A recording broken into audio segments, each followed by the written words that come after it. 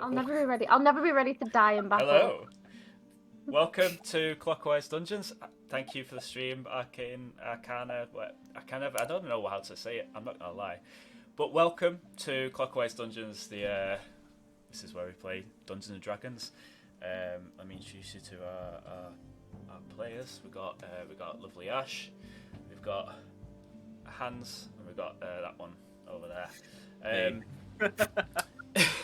So. It's been a little while since we streamed this. I can see the little green thing. I'm gonna fix it real quick. I'm sorry, guys. It's doing my nothing. Yeah. So just so you guys know, while we play D&D, we tend to kind of avoid chat, just because immersion, all that jazz. We've got a big game today because these guys have been playing for a year, and they're finally about to encounter the big bad, essentially, as Buffy Vampire Slayer fans would know it as. Let me sort my camera out real quick because it's doing my nutting, which looks like. Oh no! It's all got shit. There we go. So, how are we all doing? Well, a bit of a recap. Last we left off, the Golden Rose Agency, as our players like to call themselves, had prepared for a fight with Ustrina Macarbe, a ghostly carnival which has been travelling down the coastal road, consuming the souls of towns as it goes, entrancing people in with their festivities. They turn people into soulless husks, harvesting their souls and using them to power the festival as it marches slowly down Castoke Bay.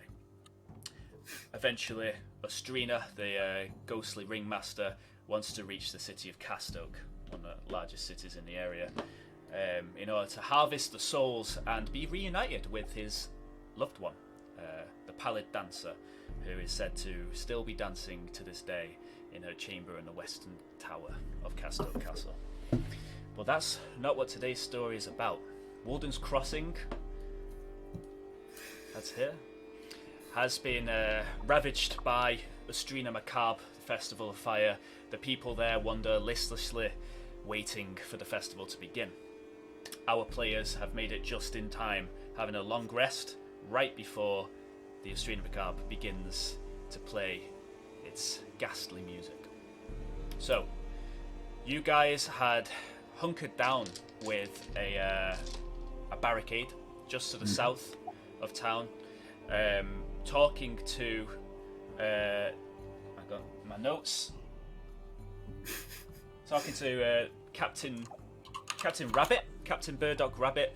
You had concocted a plan, knowing that Ustrina and all of his ghostly minions are effectively invincible while their music is playing. You decided you would drown out his music with your own music, and I've basically got the Blockade's marching band to storm the Festival of Fire along with you in order to drown out the music so that a streamer may be tangible. However, we've still got a little bit of ways to go. You find yourself in the encampments, tents flapping in the wind. You've just finished a long rest, so make sure your spell slots are back, all that jazz. You guys kind of have your own tent. There's a couple of other bunks which have been left unused while the captain allows you to prepare for the fight.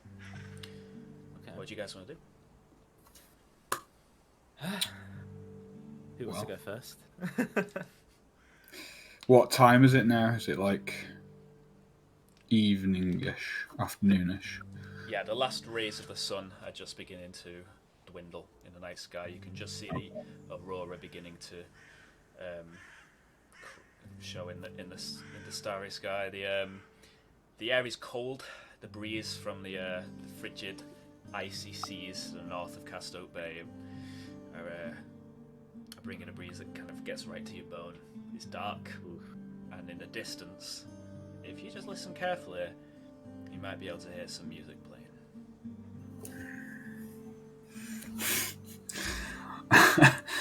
We're gonna have to face the music at some point. Oh. Yeah, we do. Are we ready? That's the question. Yeah. I believe we are. Okay. Should we see if Captain Rabbit is ready to join us then? I believe so. We'll head to the captain's tent. Yeah, heading out, you see quite a few of the cast oak soldiers. Some of them with large drums attached to the chest as they strap them on. A couple of these, what are these marching drums are called? A few horns. And as you reach the captain's tent, you see him kind of come out, big stoutly gentleman with his little waxy mustache, with a full-on tuba in his hands. Nice. Okay. Finally decided to wake up then, did you? Well, there's a big night ahead of us. I think it's getting to that time, though. Me too. Are your men ready? Well, they're not too sure what's going on, but they'll do. Are you prepared, well rested? After all, it's you guys that's going into the thing. Well, as prepared as I think we could be. You look nervous. Yeah, a little. Doesn't fill me with confidence. This is your plan, after all. Well, it may be our plan, but this is definitely the biggest fight we've ever come across. But I have faith in all of us. Well, you failed to mention that during the conversation. Wasn't really necessary. Well, we're really very skilled. Everything will be fine. I mean, we're still alive after all. But yes, we're terrified. Yeah, but not terrified, but you know. We're ready when you are. I don't think you're helping. Well, I guess lead on then, Captain. By all means. I tend to be at the back of the band. Okay, I'll form up with the troops, I guess. Well, we're definitely going to be the ones going in first. So how do we want to organise that? Do you want to be front line? I mean, you're going to have to be. Sure. I mean, I've given you the option. There is no option. It's either be at the front or be at the front. No, I'll go at the front. Yeah, makes sense. Yeah. Okay. I think since this is probably our biggest battle, we should talk about what we are going to do when we get in there instead of figuring out what we're all going to do during the fight. I would like to know the plans that you both have. Well, it is a carnival, so I'm hoping there'll be some, mini donuts or something like that that at least fill my appetite before we engage Ustrina. I'm sure Ustrina is waiting for us in the ring. I imagine until we arrive and confront him, the carnival will go on as normal. So we might be able to use that as an opportunity to position ourselves the way we need to. Okay. I think the main thing is that we keep level heads and work as a team and not, let's not get too overconfident. Sounds alright to me. Okay, guys. I will be at the back, just to let you both know. We know. Doing I do have some tricks up my sleeve, so I am going to try and use those. Let me know when you want me to sound the signal, and I will. Well, we all yeah. We should probably let the captain know the plan for the signal, or did we do that already? I'm trying to remember. Yeah, I think we did. We explained what we were going to do, yes. Yeah. Okay.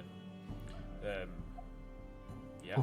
It's up to you guys. Are you ready to depart, or is there anything else you want to do before you go to prepare? I'm ready. I'm ready. Yep. The sun fades completely behind the mountains on the other side of Casto Bay. As you walk northwards, 20 men behind you, all carrying various instruments, travelling in 2 lines. Kind of talking to each other, you hear them kind of muttering it. Not too sure what they're doing, really, but they're going along with the captain, as is their job. So, you guys have a 25-minute walk out of Wulden's Crossing itself. The festival is just pitched in the fields on the other side of that. And as you begin to approach the town itself, you see a ghostly blue light silhouetting the town from behind as a mist begins to roll in from the bay. The light kind of sending beams through around each of the houses and through the streets. You see silhouetted in those beams a few people walking slowly towards the light, and as you get closer you begin to hear a music, quite a joyous music, a jaunty music. It's another 5 minutes walk in that eerie soundscape that you come to Wulden's Crossing itself. Ahead of you, about 30 feet, you see a man dressed in brown leathers, just walking slowly towards the light. You don't know this man, but he's one of the people who live here. And as you come out onto the main street, closer towards him and look down it, you see a good few, all slowly coalescing. The closer you get to the festival, the more you see. Is there anything you guys want to do while you're in the town itself? These people are normally really aggressive, aren't they? If you try and stop them doing whatever they're doing, or yeah. But now the music's playing, is that calming them down? Do they look a little bit more docile than they did? Or you haven't personally seen them. I don't think. We saw one. What was he say? He kept saying something. You heard one. You didn't see it. We heard. We never actually encountered them. Yeah, he was saying. They just told us to leave. He's waiting for something. You can get quite close to them. You start to smell. Takes you a while to place it, but you realise, Hans, it's hot dogs. It's quite a nice smell. Yeah. The smell of nice fairground food begins to waft onto the breeze as you turn a corner. The men kind of creeping slowly behind you. One of them trying to be quiet, but every time he walks, the cymbals on his back go. So it's just like. Probably should have thought this one through. In all fairness, I think they already know that we're coming, so there's no point in trying to hide the fact that we're making a well. Yeah.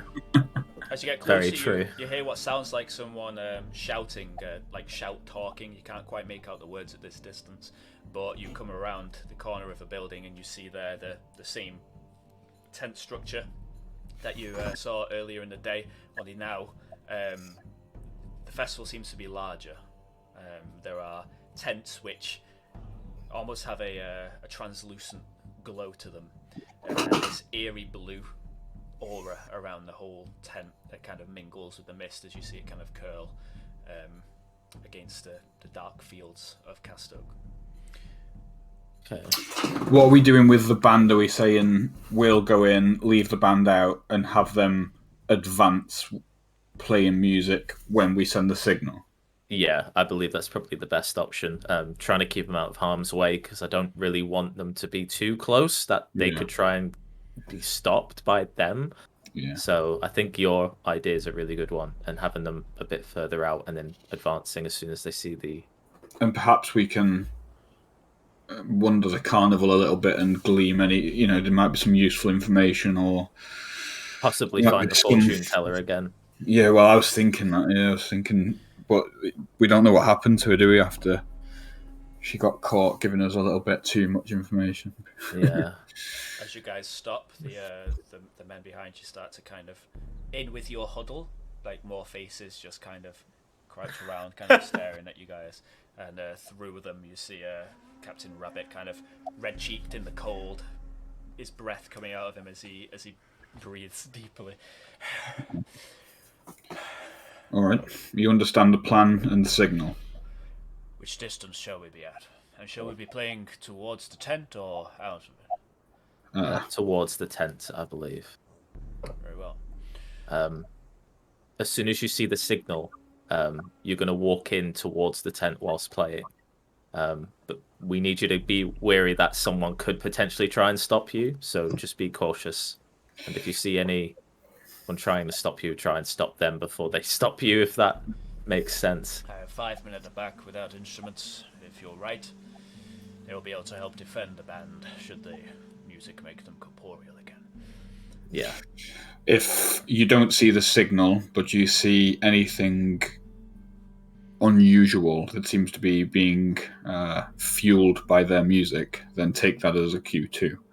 If anything happens to Ash, or you see anything that looks like they're gearing up for something, and music is driving it, take that as a signal as well. Very well. We shall wait in the bushels for your signal. Very well. Sounds good. Kind of gestures the guys. And Captain, good luck. You too. I'd like to share a pint with you after this, just to say thank you. I'll hold you to that one. Make sure you're around for it. Good luck. He kind Good luck to you. leads the men away. From here, you can see some of the lower tents, the tents you couldn't perceive during the daytime. Amongst them and above them, you see very familiar-looking, tall, slender men with large top hats, kind of roaming it. Yeah, they I'm guessing they look like more tamed versions than what we saw during the night, I'm guessing. Yeah, essentially. You can imagine kind of like how you have a music festival, like people would pitch their own tents that are quite low. There's a lot of them, maybe about 50, maybe more, with a kind of miasma, a haze of this blue mist, and walking through them you see... Can you just say that number again? How many? About 50 tents, yeah. Okay. You see one of them suddenly snap to attention, and standing upright for the first time, you see these guys probably about 13 foot tall. Yes. You see a large light emit from his eyes, and you see this beam of light through the mist as he seems to be searching for something, and then it stops and he carries on his way. So,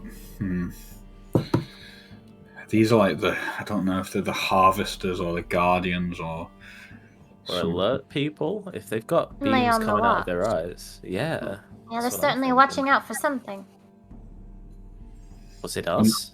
I wonder Was it what's in those something tents else? there. Do we really want to go close to those tents? Well, I'm interested. But These are the corporeal tents, right? The ones that... No, these are... No, these are actually like yeah. physical. You Okay. can see they're kind of behind the main area of the festival that you guys went to. Okay. On the other side of it, from the entrance, from the main entrance anyway. Okay. So you can imagine it kind of spreads out behind the tents that you saw. Right. These tents might have been here all along. We just couldn't see them during the daylight. yes, very true. Good shout. All right, what's the plan? Do we I don't enter? think...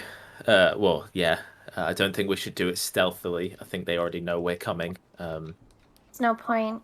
I'm Loud pretty crowd. sure. I'm pretty sure Ustrina is expecting us, and I'm pretty. Yeah. I'm pretty sure, based on the amount of staff he seems to have watching, he's not exactly confident. No. Which plays to our advantage a little bit. As you're talking, someone bangs into the side of you, like just one of the the people slowly drifting. Like, I'm towards. guessing from behind, like, so I'm kind of, like, shoved. Just stumbles into you and just plods along, veering Zombies. into the mist. All right. Wait. Can we just watch that guy saunter in a second? Yeah, you can see he drifts up. I mean, you guys are a good 100 meters from the entrance itself. Well, yeah, about what's that in feet? I don't know what that is in feet. Something. Well, you know what? You're a good 200 feet from the entrance. Nice. Okay. You see, there's quite a few of them. There's a bit of a crowd gathering, kind of bottlenecking into just out of you, and there's quite a bright light coming from that entrance, cast out into the mist. Okay. A little part of me thinks, even though I just said probably sneaking isn't the best idea, but maybe we move in with the crowd. Instead of trying to single ourselves out so we're easy to spot, going into the actual carnival with the people that are moving in could be an easy way for us to make ourselves in there. Mm-hmm. It's up to you both. You okay with that, Ash, as well? I think that could work. And I just pull my cloak hood over my ears. That's a good option. I do the same. I don't have bunny ears, ears, but I just kind of like flick it past them just so they kind of just to add the effect. Okay, so you guys want to kind of meander in with the I think that's probably the best shout. Okay. Just because I don't want us to be in a position that if we do get spotted by these watchers as they are, that it could hinder us getting to where we need to be before we actually get there, if you know what I'm saying. Yeah. I don't want to have to, okay. Okay. There was a reason. All right. So you guys, you begin to kind of move in. You can see that, they kind of bump in shoulders as they get closer and closer. The music getting louder and louder, and you start to hear a voice, a deep man's voice calling over the crowd. As you get closer and closer, though, if you guys are pretending to be these guys, I'm going to need performance checks off all of you. Oh, I did not expect that. I did, but attributes, performance, 14. Normal. Nice. Oh, 21. Nice. Oh. Mine's not rolling. That's weird. Oh, there we go. Oh, nice. Oh, Checks, guys. Okay. Good rolls. I was going to say, is that -1? Get all your good rolls out the way now. And now continue to go good. Okay. You guys meander towards the entrance. You see stood on a soapbox with a large cane in hand, a broad-looking man. His face grey, his jaw kind of comes out almost comically, his mouth hauntingly wide, his eyes black voids with a devilish grin on his mind. He slaps his cane onto the box. And let me change the music because this is way too calm for this situation. What's our rules of engagement? Are we going to speak to any of these creatures, or I am going to say no. I'm interested to see how they react to us. I'm going to say that unless you're approached, spoken to first, maybe don't engage. Yeah. I might do that. You hear the man, I might not. Who knows?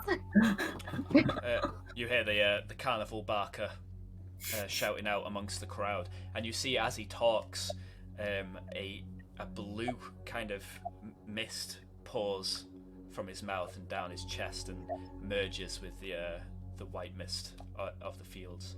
Can we understand what he's saying? You can. You hear him. He seems to be saying the same thing over and over again as he screams, "Hurry, hurry, hurry! Come one! Come all! Come in and witness the everlasting flame, the unquenchable heat, the light of 1,000 souls. spells. Come one, come all. You cannot miss it. You cannot resist it. You can't think. You cannot breathe for the fabulous, horrifying, and mesmerizing Ustrina Macarbe is in town, and for limited time. And he begins to carry on prattling on similar stuff. Can I sense if it was like if he's doing a spell? Is it like if you have like a detect magic, you could, or you can just do an Arcana check and see if it's. Can I do an Arcana check? I'll have the free one, please. I'll have the only one I have. Thank you. 16. Do you do baby Cheetos? 16. Okay, yeah, you can see there's definitely something going on with the way this guy's speaking. You've never seen anything like it. Yeah. But his intensity, his concentration, it gives the general vibe that he's using some kind of magic that's helping him sway the crowd.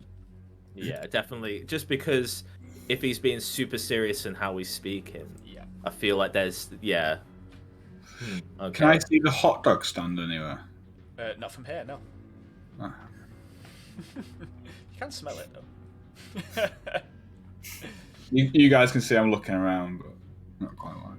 You guys get closer and closer to the point that the man is kind of over you now as he's shouting, "Come now, step by step, you make your way. Your fate awaits you in the ring of fire." You kind of move with the crowd, and the crowd begins to disperse again into a field. You know, the one that you guys were kind of wandering around. Several tents. Are they not all going into the main tent? Then? Some of them are, but they seem to be kind of wandering around a bit aimlessly at the moment. Can I glance towards the carnival? What's he called? A carnival. The Barker. Yeah, the Barker. Yeah. Can I just glance towards him? And as he said, the thing about fate. Can I just see if he was looking at us pointedly? Yeah. Make a perception check.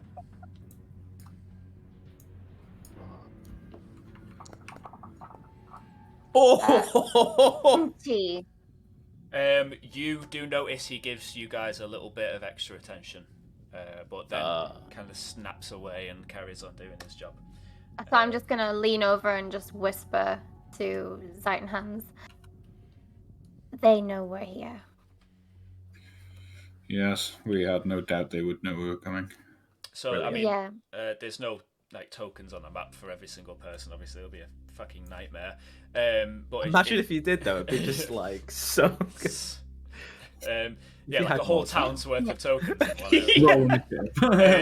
Oh my god! You can see some of them drifting into certain tents. Some of them kind of stood aimlessly in front of a stall with like coconuts on sticks, but they just kind of stood there. They're not actually playing the game. Not engaged in any of it. No, as you look around, you see some of these carnival games, you know, hook a duck, all that kind of jazz. Nobody's running them. Okay. But there are people just kind of stood, and then they move on. It's like a facade, isn't it? Like a fake pretend. Feels like mind control a little bit. Like they're Yeah, it's like they're trying to relive the glory, but without the effort. Yeah, the only thing they're doing is luring them into the ring for the main event. Usually, you'd presumably some kind of harvest. Yeah. Usually you'd stay out in the open, play some games, maybe have some snacks. And did you guys think it's weird that I can't see the hot dog stand anywhere? You can't. Not still can't particularly. See Do we now smell the hot dogs? Yeah, you can all smell. Oh, okay. Well, you can smell like a mix of smells. You can smell like because I thought it was just hands, and I was like, "What you want about?" Smell like the sweet scent of candy floss. You can smell like hot dogs and burgers and fried onions and.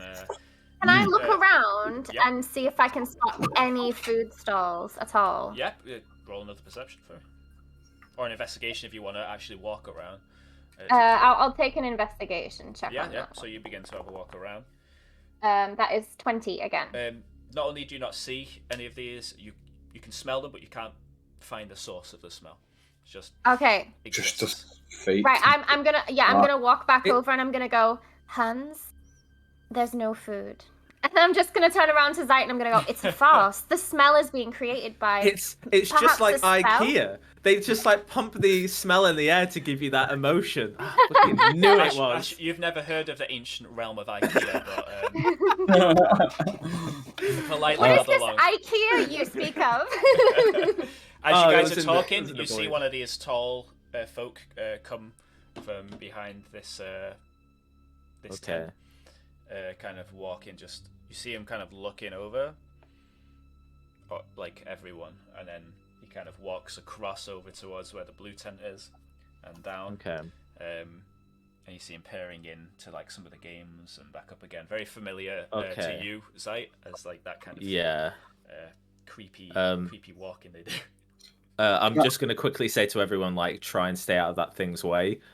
Try and not maybe talk as much because we need to still pretend that we're like people. But I wanted to. We're just people confused about like, oh, this smells great, and where's the food kind of thing. Yeah, so I'll just lean over to both of them and go, I don't know if it's a spell or something, but yeah, they're creating this illusion of scent and sound, and it's unforgivable. Is there any way in particular you guys want to investigate while you're can I wander to the fortune teller's tent? Yeah. Good shout. Yeah. Heading over towards the fortune teller's tent, which was. Is it still burnt down? No, it's perfectly intact. What? Is it open? It seems to be. I'm gonna stay out because when I entered last time, I'll pop my head in. Yeah. Popping your head in behind the kind of velvet curtains, the smell of incense. None of the candles seem to be lit though, and you don't see anyone in the room. Hello? There's no response. Is there any fire making equipment for lighting candles? I don't. If you have a tinderbox, then yeah. I have one if you need it. Yeah, chuck me a tinderbox, mate. I'm gonna light the candles. Okay, the four candles. Four candles. Along the table. Four candles. As the room lights up with the red flame of your candle and lights the wick, it quickly flickers and changes from a red to a sickly blue. As each one goes down, you hear a rumble, a movement. You know that kind of black void you guys can see. Yeah. So you hear movement within that. Make a perception check for me. Shit. Sorry. I know you got passive. Oh, mama. You hear the sound of chains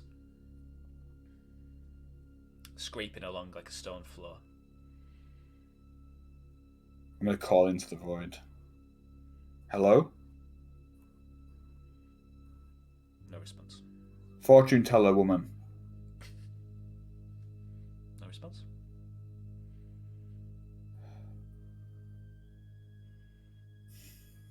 All right. As Hans is in the tent, Zite and Ash bounding over to you with long strides, one of these long boys. Is there any like people around that are just kind of there? There's a good few. It's quite packed, really.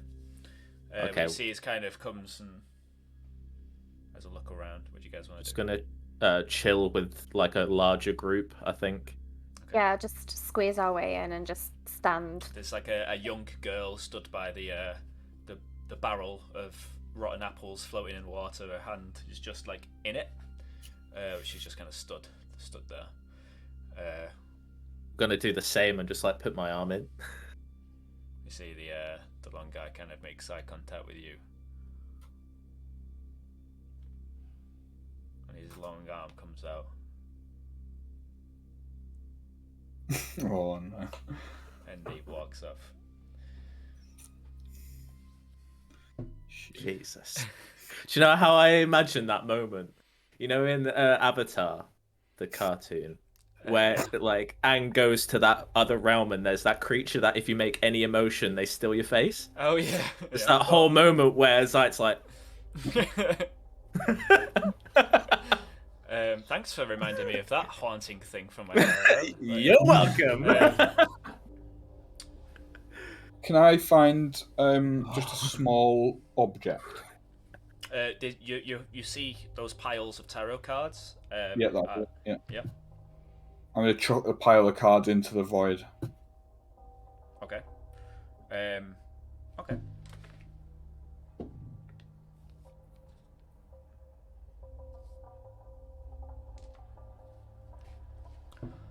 You wait a little bit of time, and a card kind of flicks out of the void. And, Try and catch it. lands. Yeah. Well, dexterity check if you want to try and catch it. Who am I showing off for? No one can see me. You can see yourself, and that's all that matters. That is. I mean, -1 to his dex as well. That's pretty good. Catch it between two fingers. Like Like the opening to like a Yu-Gi-Oh or something. Yeah. Go on, Dan. Do it. You know you're good at it. No, I'm I'm not. like, If you do I'm want to see gonna it, you need to go to double. hesitantly turn over the card to see what it is. Okay. You see a card. It's named the High Priestess. It depicts a body of water at night, the moon shining on it, and a woman dressed in white standing on the water in the distance.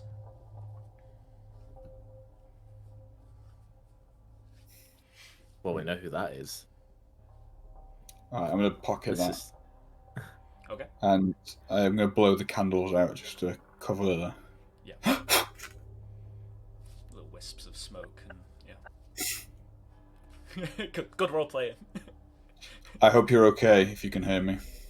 And I'll leave. Okay. Alright, well, there wasn't a great deal in there, but I did manage to summon this card from the void. My hand's still in the barrel, by the way, and I'm like, Yeah. What does it look like? And you won't believe it, but the way I caught it was just mwah. But Right, anyway, yeah. that's Don't beside believe the your point. With these gauntlets too, it's. I just picture back to the time when we were trying to sneak on the boat before the boat, and you just fell down that thing. I'm like, yeah, you're that graceful, right? Okay. Yeah. We Don't believe you at all. We'll have to bring that up. Okay, well, it's the High Priestess card, and Fortunately, I don't really know too much about tarot reading. Maybe. can I do I guess a religion check? Is that a thing? Yeah, isn't it? It is a thing. Yeah, we'll go with religion. I'm not sure if tarot reading classes as a religion, but I'm pretty sure it's more arcane, right? no, I don't. It's bullshit. Well, I think High Priestess. We can agree High All right, bullshit. you're gonna offend somebody. No. It's a High Priestess. Yeah. Religion check. Go for it. Roll it. That one. Oh my god. You try really hard to divine some religious focus on this tarot card, but realize after a while that it's not a religion, is it? Well, it's not even a shiny, so It's not foil. it's not even mint. I'm gonna give it to Zite for no reason. I just pulled my hand out, wipe it on my cloak so it's dry, and then thanks. Slide it into my deck with my my devil card, and one for the museum. of course, that's the type of commitment I like to see. Hands, thanks. Ash, as you're listening to these two full-grown men bicker, you notice just off and behind, behind a fenced area just to the north, a figure seems to be watching quite intensely. There's a tent just behind him, or them. A tall figure, probably about 7 foot, dressed in a robe. A dishevelled robe, a black dishevelled robe, and their head consists purely of what looks to be a large bird skull behind that skull, a ring of looks like twigs, almost like a halo around them. As it just kind of seems to be staring still, not moving, just watching you.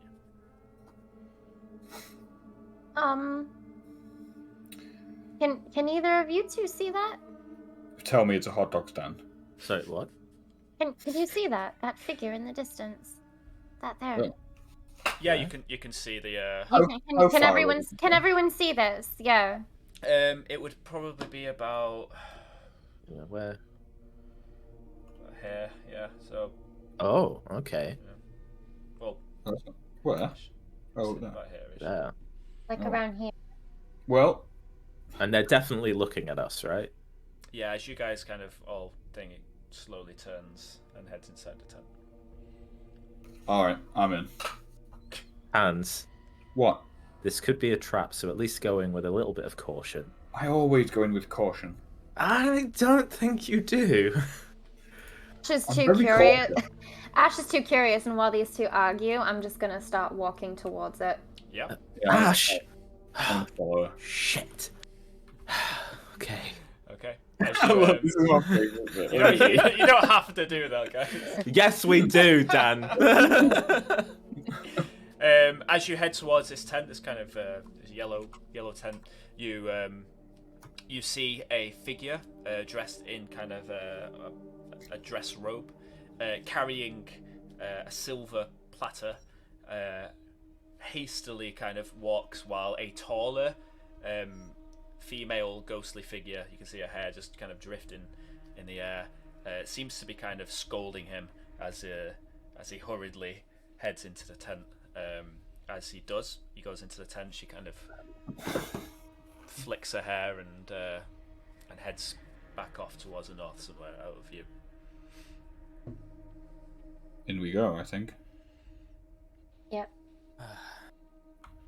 I kind of stand at the entrance of the tent and just kind of respectfully lean in to look. Okay, as you look inside the tent, you see a collection of very strange creatures. The floor here has been laid down wooden, and you see there's a few tables spotting around, and quite a fancy chandelier dangles from the top of the tent. The glass of the chandelier is multiple different colours, which kind of cast a strange rotating kaleidoscope of colour on the tent. Inside, you see dangling from the roof 4 wooden puppets, which kind of seem to be drifting around.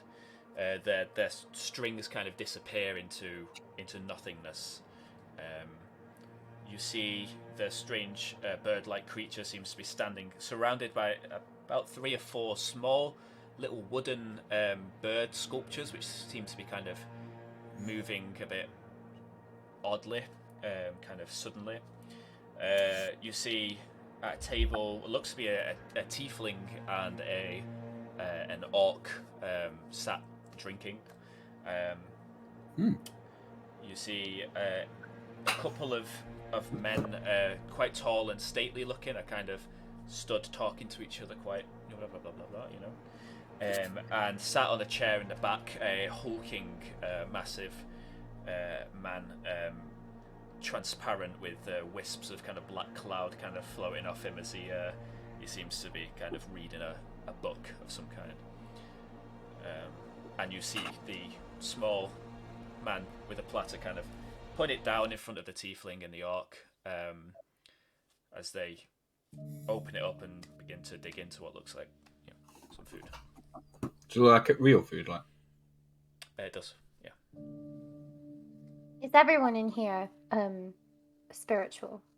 Do you want to make a what check would that be? A nature check for me. Ooh. Oh, 9. 9. You're not too sure. Some of them definitely are. Some of them look quite corporeal, but you never know. Well, come on then, let's go in. Hang on. This could be where the performers are. They could all be working for the Ustrina, obviously. Do we really want to go in there? Well, I say so, yeah. Can I make a quick perception check? Because it just seems odd to me that they'd be served food like this if they were performers. Yeah, go for it. Or do you want to get insight? Oh, it's the insight. Oh, you know what? Well, give me my nat 20 perception. You will have rolled a nat 20 on the insight anyway. So. Okay. Looking at it, yeah, they don't seem to be workers at all. They look to be seem to be customers, quite highly valued ones. These be those ancient spirits. It could be. They certainly don't seem to be performers. I'm going to slip into the tent. You can come if you want to. Well, I'm not letting you go in on your own. Let's do it. I'm gonna slip into the tent and... God fucking damn it. God. You head into the tent. Oh, I wasn't nervous before. I'm a little bit nervous now. As you head in, the large man, he's got a big black beard that kind of goes from hair to kind of this smoke which kind of dissipates around his chest, and a large kind of floppy hat. Kind of looks at you and says, "You invited the fleshlings." And he says that just out loud, and no one responds to him. Well, we were not invited per se. But we saw your tent, and we thought you looked like interesting and, majestic almost people. And we thought, these are people we want to introduce ourselves. So, I'm Hans, this is Zeit, and this is Ash. Hello. Worded well. Majestic, almost people. As he stands up, you see he's probably about 7 foot as well. One of his hands is a large meat hook, which seems to be perpetually dripping with a dark red substance. Wow. Well, you're a big boy. VIPs only, my friend. Ah, well. There's a case that could be argued that I am actually a VIP. See, you've kind of attracting the attention of, the two at the table, kind of looking towards you. As you're talking, you hear a voice from behind and a hand on your shoulder. Cold hand. My friends, fret not. They're on the list. And as he puts his head around to reach you, you see Ustrina himself. I knew it.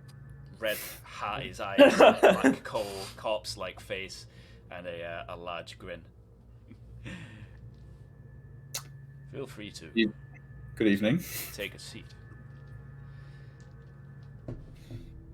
The show will begin shortly. Very good. Okay. I'm going to take a seat. Yeah, and then he just walks out. Is the food edible, or is it ghost food? The food you see, the orc and the tiefling eating, looks to be a very nice roast chicken. It seems real.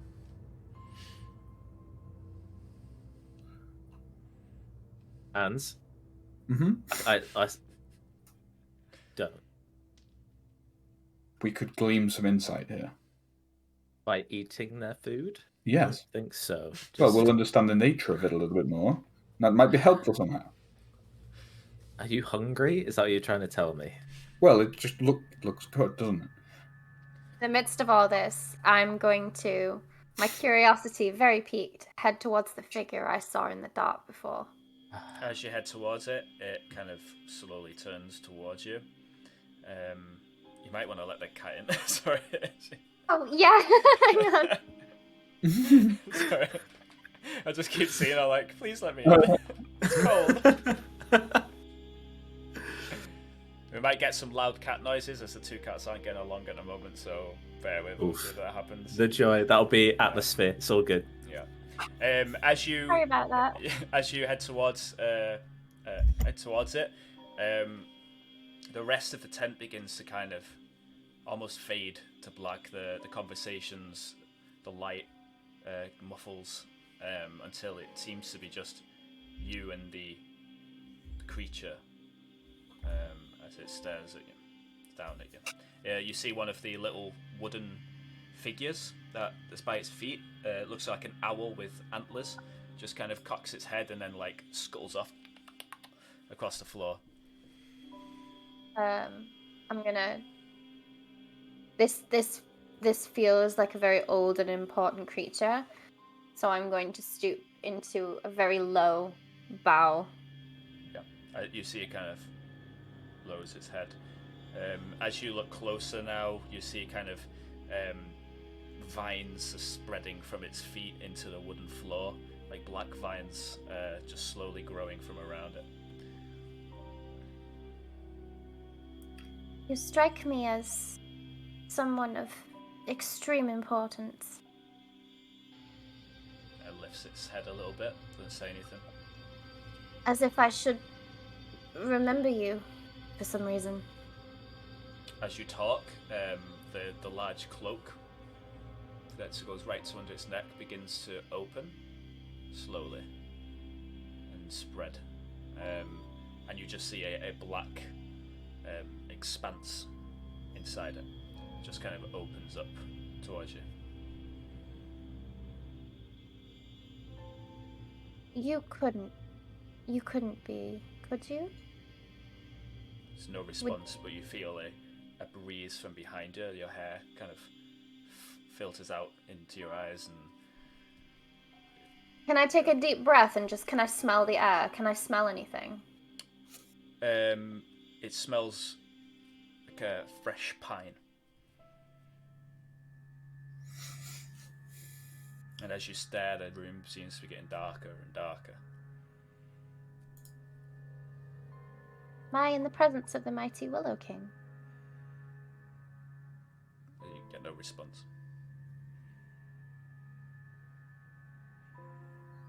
Just this opening. I dare not step closer. As you say, do you say that out loud or? No. I kind of reach forward. I'm hesitant. You can see me almost trying to reach forward, but scared too at the same time. See one of its sleeves kind of lifts up, tattered in the edge. There's no hand. The hand is kind of inside the sleeve. Kind of lifts its arm up towards you.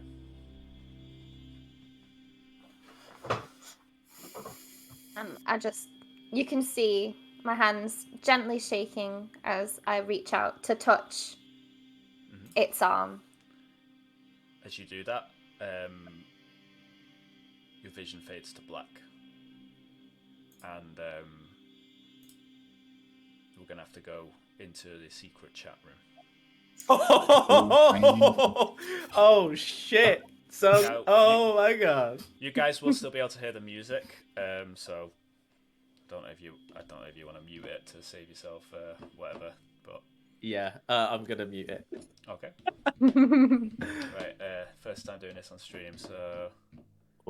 I'll close the stream for this. Oh well, I can't hear you, so it's fine. Yeah.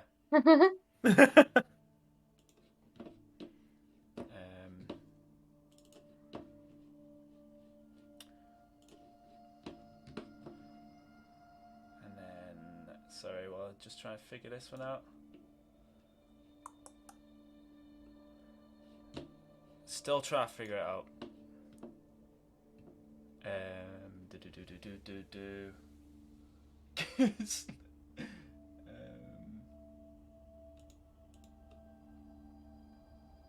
on.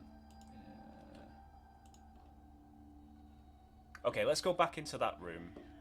And we'll just tell them to mute because this isn't working. Yeah. Yeah. Okay. Oh. We're gonna come back to here and mute, ask you guys to just mute yourselves and deafen yourselves because we can't figure it out.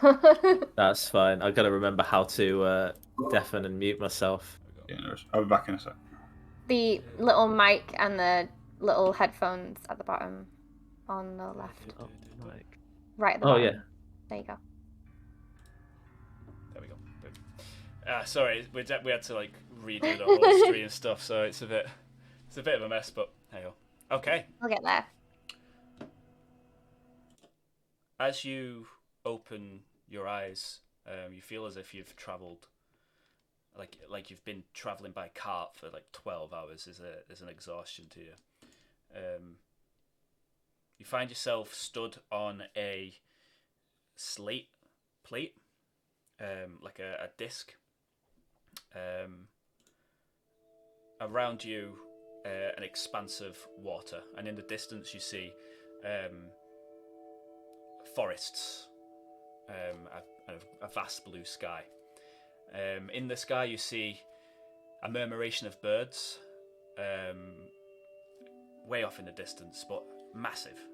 The biggest murmuration you've ever seen. It twists and almost dances in the sky as it gets closer. You see it's not just made of like one type of bird, but many types of birds. You see seagulls, swifts, and starlings, robins, ravens, magpies. Everything's just kind of dancing and swirling around you. It gets close, you feel a fluttering of feathers and past you. A place of serenity surrounds you here. Reminds you a bit of home. I'm gonna look around. Yeah. You see the murmuration, massive in size, almost cast a shadow on you as it flies past the sun. You hear a voice, seemingly coming from that direction. Not often I get to see one of the old blood in my midst. Turn towards the voice.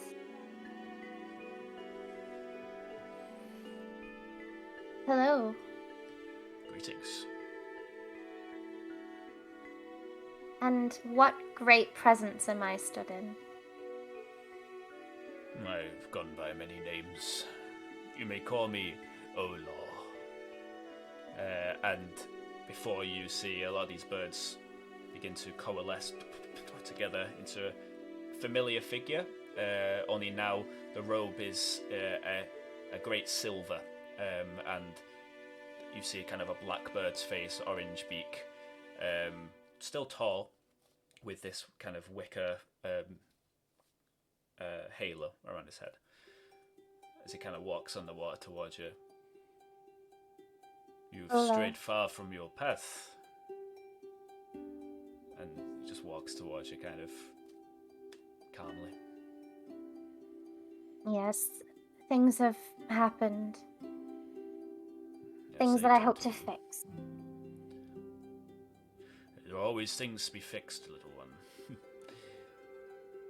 Although, I do appreciate you being here for this one. So, how much have you seen of this calamity? Much of it. I have come to observe potential downfall of a region which I hold dear to my heart. I take no enjoyment in it, mind you. I hope we can make sure it doesn't happen now with this one. I hope so too. Is there anything you wish to ask of me? There is. Now is the time. You are obviously very great and wise and old, and I've always wondered what happened. What was it? What happened that caused the inheritance? It's a long story, little one, and I'm not sure you have the time for the whole thing. But I will do my best. Long ago, this world was filled with darkness. Hordes of creatures roamed the earth in hunt of the elves, the dwarves. It was before man had even shown his face.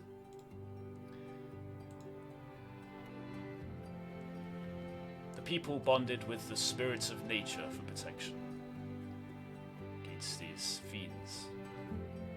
And so a union was born. It didn't last too long in the grand scheme of things, but it worked for a while.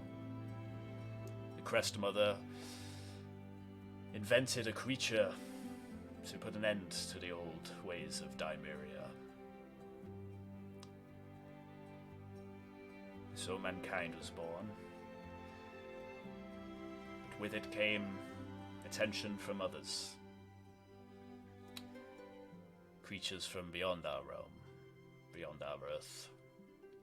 The spirits of the forests and the trees.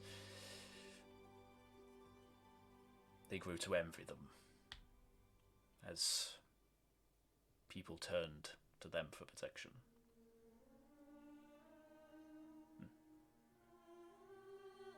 It didn't end well. See, but don't they both wish to protect? Don't they both want the same? So both say. The people grew to fear the old spirits. They were made to believe that we were twisted, evil, haunted, cursed. And then, Of course, none of that is true. when there's rising tensions, there is backlash. There was war, grim and ghastly, and neither the gods of old or new were doing their job to protect the life of this planet.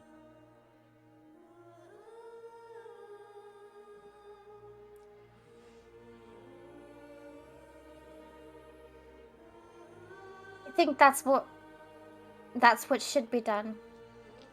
We should come together to fulfill the true purpose of protecting this world and the beauty that is it. There's not many of the old spirits left, but it does sound nice. Listen. The ways that you follow are dying. Your people are the last remnants of that ancient time. It would be sad to see it go, however, so you must take care of yourself and your people.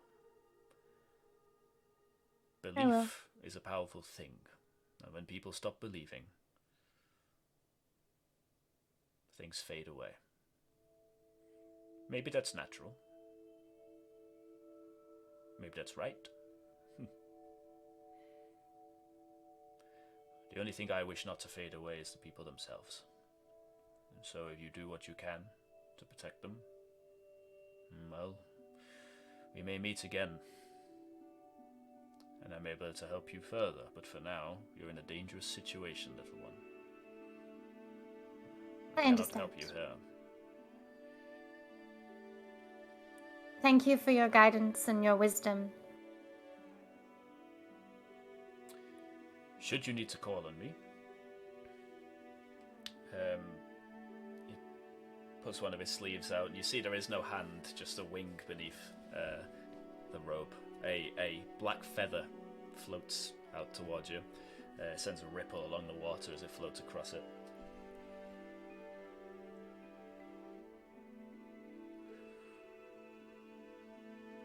Thank you. Farewell. And with that, And to you. the bright blue, the colour, the birds begin to drop one by one into the ocean as a grey cloud begins to overcast. You see the trees begin to wither and die. The mountains themselves begin to roll and change as the sky flashes past in light and dark. The birds just splatter into the ground, into the water, and you see you're stood now in a sea of floating bird corpses, and your vision begins to go dark but black, and before you see the decrepit skull of Olar in his current form, the tattered robes, just kind of staring at you. The vines begin to retract, and the light comes back, and you find yourself back in the room. So we'll bring the others back in. And Hello? hello. Man, that chicken is so good. Oh my god. Mate, your miming of eating chicken is next level, let me tell you. Spot on, right? I had to stop you because you were so distracting. I had to block your video because, my god, you were like, and I was trying to be serious, and you were just like in the corner, like, my god. Well, I mean, we're just trying to get that inspiration, do you know what I mean? I'll give you de-inspiration if you do that again. Unspiration, whatever the word is. Ash, you find yourself back in the room, surrounded by the strange, ghastly creatures and also the spirits. Hans and Zayt are still. You know what, Hans? I'm so happy you talked me into eating this chicken. It's If the you guys best thing I've If you eaten. guys are going for the chicken, it's a whole other story. Oh, we are not. What chicken? Is there a As you chicken eye But I the think chicken, it Hans, you see the large orc, grey-skinned with kind of hot burning coals for eyes, staring at you. Alright there, old boy. Don't touch my fucking chicken. Oh, you're picky. And you see the tiefling, kind of a dark red skin, golden horns,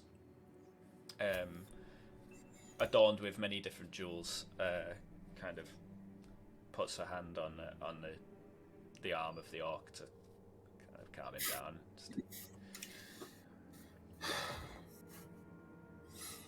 Are you okay there, Ash? Right. Are you alright?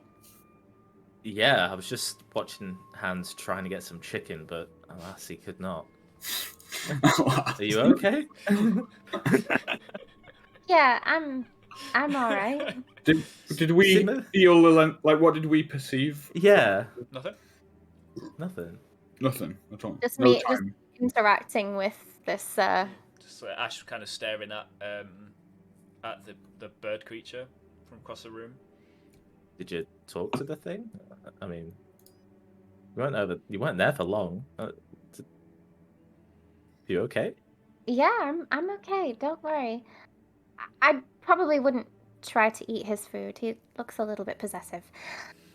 Yeah. I think we should move away. We'll kill his host instead then. The orc just kind of. Don't really think we're welcome here, so maybe we should. You hear We were- a loud fanfare in the distance, and a small, kind of thin, pale, gaunt figure in a striped suit kind of comes in and goes, "You may take your seats. It's almost showtime." Are we And being then kinda given walks VIP seat? I hope so. I think we're part of the act, in all fairness. I don't think we'll be sitting down for too long. No, but Even if it's we nice are. it's nice to know that we've been given some special treatment. We got box seats, excellent. I'd rather not sit down anywhere near Ustrina Macarbe. I almost got burnt, so I'd rather not give him a second chance. So I will gladly stand, thank you. But I think we should make I our do Head to way. the main tent. That is the noise that we needed to hear, yep. As you exit the tent, you see that fog, that mist has developed into kind of a thick fog, the pale blue light kind of strewn throughout it like strands.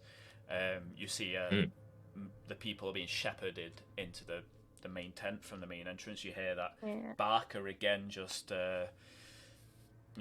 witness us, burn us, show us in a show that will steal your very life away. You think no thoughts, you feel no fear. Curiosity drives you. So starve for fun, for danger, for purpose, but Ustrina invites you, yes you, chosen few, to take in the sights, the act of a lifetime, the fire, the brimstone, the inevitable end. Your fate awaits you. As they kind of are led in. It's kind of just smacking the ground with this cane. Alright, okay, I was just about to ask if there was anyone still out there or if they'd all been herded into the tent and it was just like a ghost town outside now. No, you see, it's kind of thinning out now. Yeah. Okay. Behind you, you see the bird creature kind of slowly kind of drifting in a direction, led by that kind of striped figure who's kind of doing this kind of weird, weird summoning dance. I guess you should probably follow as well.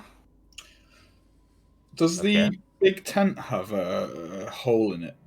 It does, yeah. At the top. Right at the top, as the beams meet, there's a hole in the fabric, so you can just make out the sky. I'm just thinking, for your signal, are you going to need line of sight to the sky? I think it just goes through, right? I think that's what. As far as I'm aware, let me look. Bouncing off the fabric. Oh no, I do have to see the sky. Yes, I do. Oh, okay. Well, that's a good thing. You hear a kind of a loud, joyous kind of music from the tent. I don't have it, but you can imagine it with your imagination. Yeah. As you guys are standing there, kind of, you see the kind of stately, two stately gentlemen kind of, excuse me, and then walk by, and you hear the scraping of seat on wood floor as the orc stands from his table. The table then knocking over, spilling what remains of chicken and drink all over the floor. Sad times. All right. Before we go in there, let's just remember what's at stake here. Okay. A lot. Our lives, if they need to forfeit in order to save the world, we need to be ready for it. Everyone good? Yep. Maybe I should take the opportunity to write my message now before we go into the big tent. There's no time for postcards, Ash. Right, calm down. Is there any business you need to take care of before we go in? I believe it's the skywrite spell is the plan we had originally. Yeah, that's what I want to come out of the tent. I think you're trying to write a letter. Yeah, I thought you did. I was like, let me just clarify. I thought you were just being a dick. Right? I'm just going to slide myself into a space that's like not overly visible. Yeah. I'm going to just raise my hands in the sky and just start drawing patterns. And as I do, I'll be whispering in Druidic, and in the sky, the dark clouds start to spell out the words.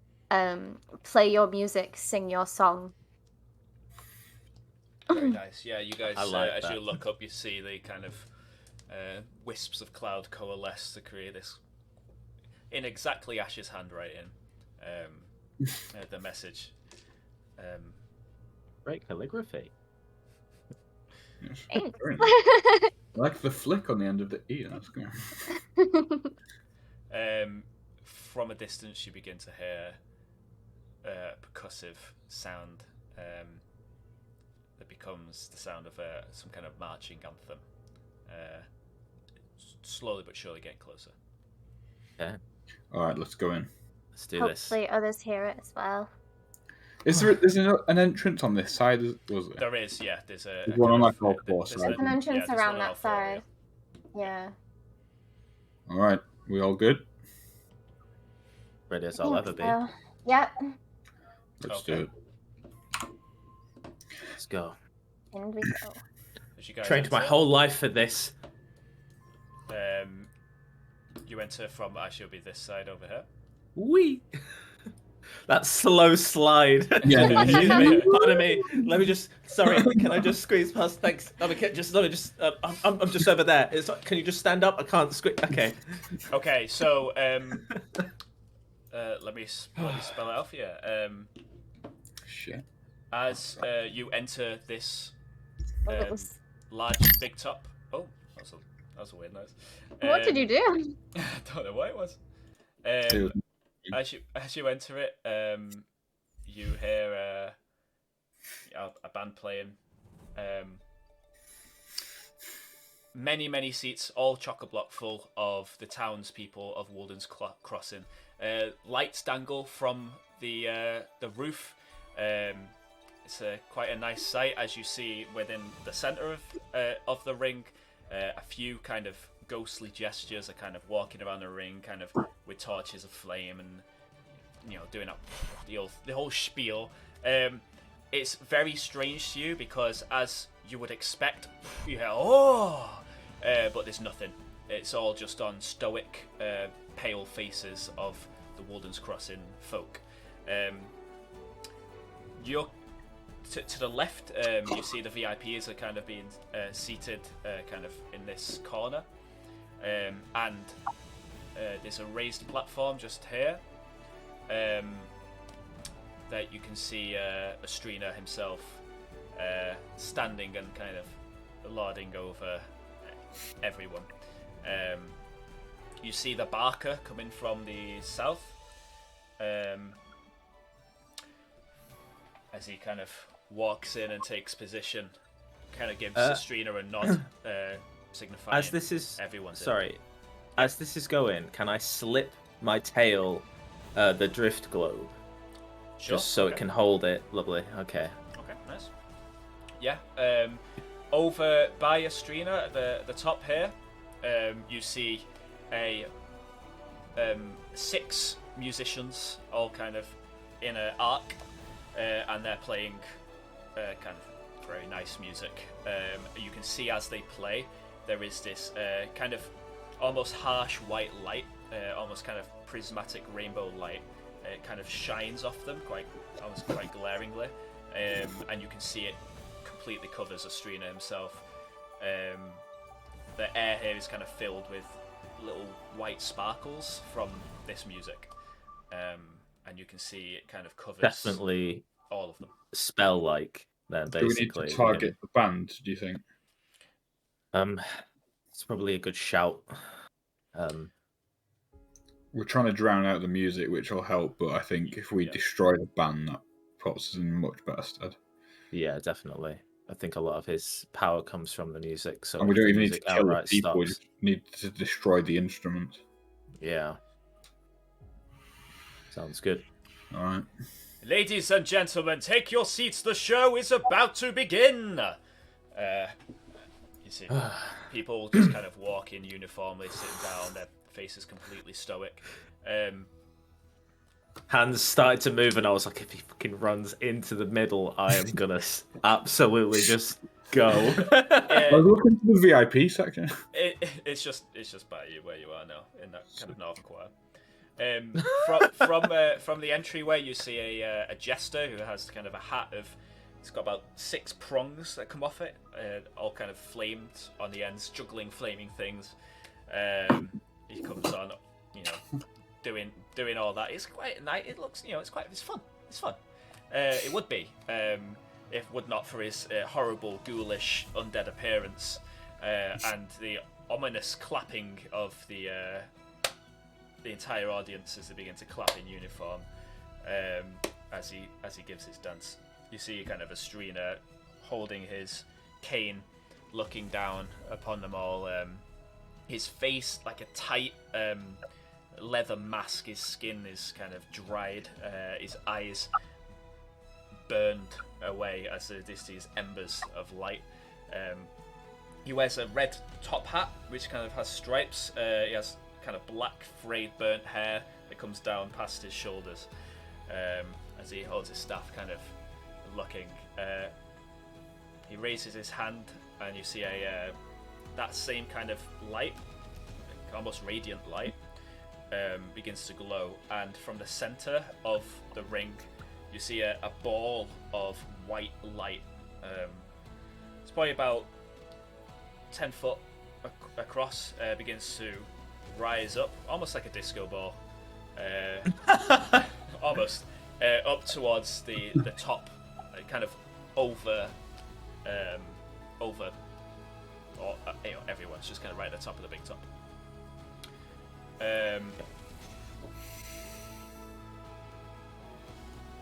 Is there anything you guys want to do? Yep. Can I cast Bless on us all now? Sure thing. Hans casts his bless. Lovely, lovely. You begin to hear brass band playing. Nice. It's quite garish. Not garish. Dissonant with the notes of the joyous music. Doesn't seem to have any effects at the moment. So far. Okay. Should we make our way into the center maybe, or are we going to watch this play out? Let's let it play out for now. Ustrina takes his cane in hand and jumps down from the balcony, pretty spry for a guy with a gammy leg, and walks to the center of the ring. The ringmaster takes his place, and the music begins to die down a little bit. Violins come in as he kind of looks around. Ladies and gentlemen of Wulden's Crossing, it is my honor to invite you to the Ustrina Macarbe. From what I've heard, you've had a dire time of late and could use the distraction.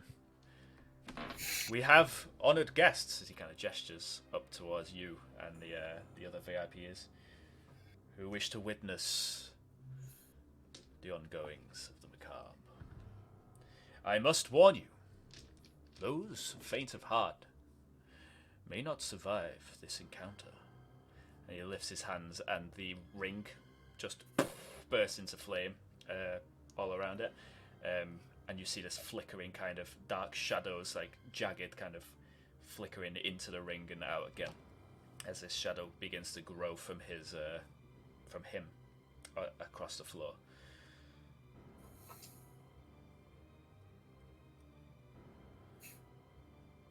Ladies and gentlemen, this, unfortunately for you, means the end. A show so delightful, it will destroy your very soul. And he lifts up a hand towards the I think we're going to have to white act, wall. lads. I think we're going to have to do something. We can't let this continue because we could. Of I'm course. saying it, like. I want to be edging myself slowly towards this. Okay, So- kind of hand on sword, just kind of Yeah, towards yeah. the fire. Yeah, that's fine. Move that direction towards the band, basically. You kind of see the Barker eyeing you from across the way. You're kind of of knuckles from across the room, and this brass band just begin to permeate. Of course, what would a festival be without its headline act? And I assure you, we have one hell of an act for you. Please enter into the ring. Hands-free guard. Zaito Overall and Ash Cottontail, and they all just kind of a What? scream as they begin to clap. Yeah, like it's like it's not a joyous scream. It's like ah! And before you, the fire begins to dissipate and creating an opening. What's between me and the band? The band are about 12 foot up on this. This is kind of right. raised platform. There's a door below it. There's stairs here as well, right? There is stairs there. Yeah, you could get to them. I'm gonna try and give Light and Ash a knowing look, looking at the band like I'm gonna go and fucking try and stir some shit up over there. Okay. Go. All right. Don't do it too. I'm gonna be like, just kind of like. Hopefully, you understand me. Going like, okay, but give it a moment. Like play out, like you said. Well, fucking go time, innit? Okay. Well, fair enough. You see from across the wayside, you see one of the gentlemen, kind of older fellow, really tears streaming down his eyes as he does this screaming applaud. You see him begin to buckle and shake, and this light just emits from his mouth and drifts up towards the ball in the center of the room, and he just collapses. Fuck. Can I see like anything around me that I'm in the center of the ring, or at least in the ring, that I can see that's kind of maybe, is it the shadows emitting from the Ustrina, or what are you looking for? Sorry, exactly. Something that could have been like caused that. Yeah. Is there like, is it just from the music, or is it crap. Ustrina himself? You're not too sure. Fuck. Okay. Is the band like just people, or are they massive, bulky demons? They seem to be like quite classy looking, like string band mostly, with one on percussion. String. But they are kind of a bit ghostly. They're a bit transparent. They seem to be spirits of some kind. I said, "Welcome to the ring, Hans Freeguard." He points right at you. And Ash Cottontail, and points at you. Can I? I'm gonna make a move on the band now. That's what's if he does that, can I trigger something when he does that? Well, you can. It's all happening now, so if, you know. Okay. As soon as I see him do something, can I roll the drift orb between my legs and then make it cast the daylight spell on itself? Yeah, sure. The orb rolls out, and a bright, blinding daylight spell fills the room. You can see kind of everyone's taken back. You hear a few kind of audible gasps from the crowd, and two souls drift into the orb. Fuck. Okay, I thought that would do something. Like, can I grab an instrument? You put your hands out to grab an instrument, and your hand goes through. Fuck's sake. You see this guy kind of playing. I'm gonna jump down and into the ring. Okay. You hear him clap as you enter. Ustrina kind of nods. Play the game. Good evening. To win it. Play the game. He kind of walks towards the north, and then in a burst of flame, bursts up towards that where the band are playing, and you see him kind of lording over you again. A tantalizing performance for you tonight, ladies and gentlemen. Please don't get too excited. You have been a thorn in my side for too long. Do not think I haven't noticed you. I respect your endeavor. Blah, blah, blah. Get on with it. See, he kind of tightens his fist. Very well. Send them. I'm pulling my swords out. He kind of gestures to the barker who steps into the ring. Yeah. Corrects his neck. And the ringmaster bursts into flame.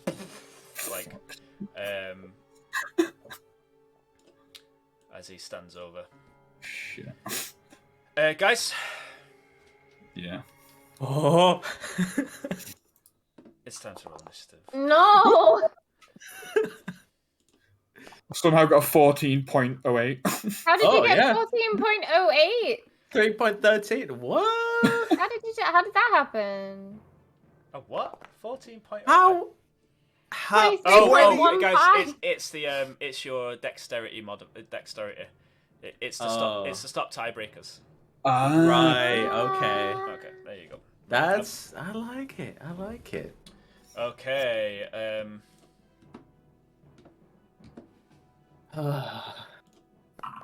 As you look. I just want to say something to you, DM, just so you know. Where's the let's see. Where it says it somewhere. Mm-hmm. I'm pretty sure. Where does it say daylight? Hang on. Because the daylight spell is active. If an area of darkness created by a spell of a 3rd level or lower, the spell is either dispelled or it can't, I guess, go because the daylight spell is active. So If you... it's a weaker Yeah. darkness spell, yeah. Yeah. Okay, yep. Just so you know. And it's a 60-foot cone of daylight, I should say. Cone? Sphere.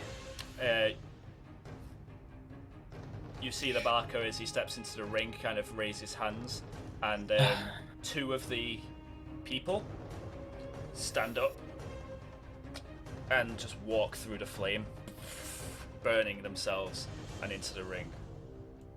Fuck. Oh, that's so fucking close. It's the top of the round. You're surrounded by a ring of flame, and a audience watches down on you. Can I get an intelligence check from you, Zite, as you were looking for something specific earlier? Oh, yes. Before Intelligence check. Where are you? Ability check? Because it's not a saving just throw. ability check. You do get to add your bless to that, I believe. Yeah. So it's R/R, right? Yeah, that's right. And then 1d4? 1d4, yeah. So 13. 13. You noticed when you cast that daylight, more souls entered the fray. You feel a kind of sense of dread as you realise that excitement seems to be the thing that causes the souls to be harvested. Oh shit, okay. With that, Ash, you're up.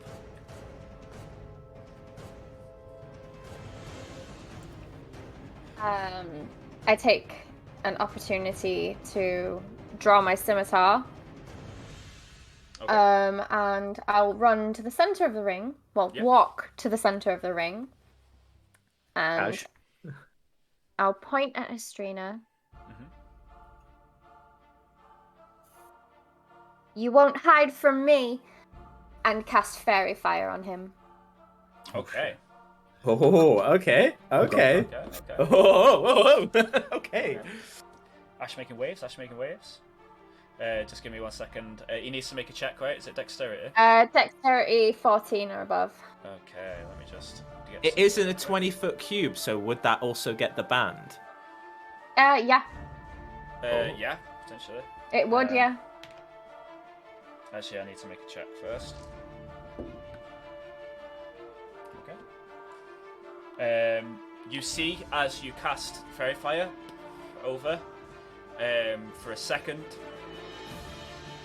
he's unfazed. He's kind of, I'm untouchable. But then there's a flickering in that white light that you see emitting from the band, and it fades, and you see a kind of look of shock on his immolated face. I'm using really low. And yeah, he has to make the throw. He does make it up.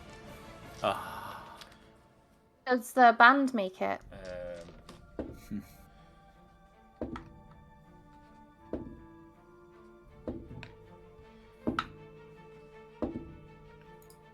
Three of them do, three of them don't.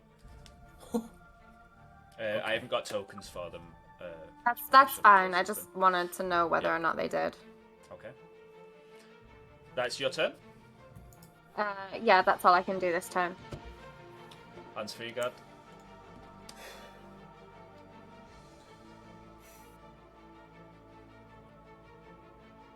I'm gonna move to here. Okay. Yeah, you see a quite a muscular gentleman. He is burned, quite grimly, but he's just kind of staring at you with a kind of a snarl on his face, but doesn't look like there's much behind it. Okay, I'm gonna attack with Lurk Bane.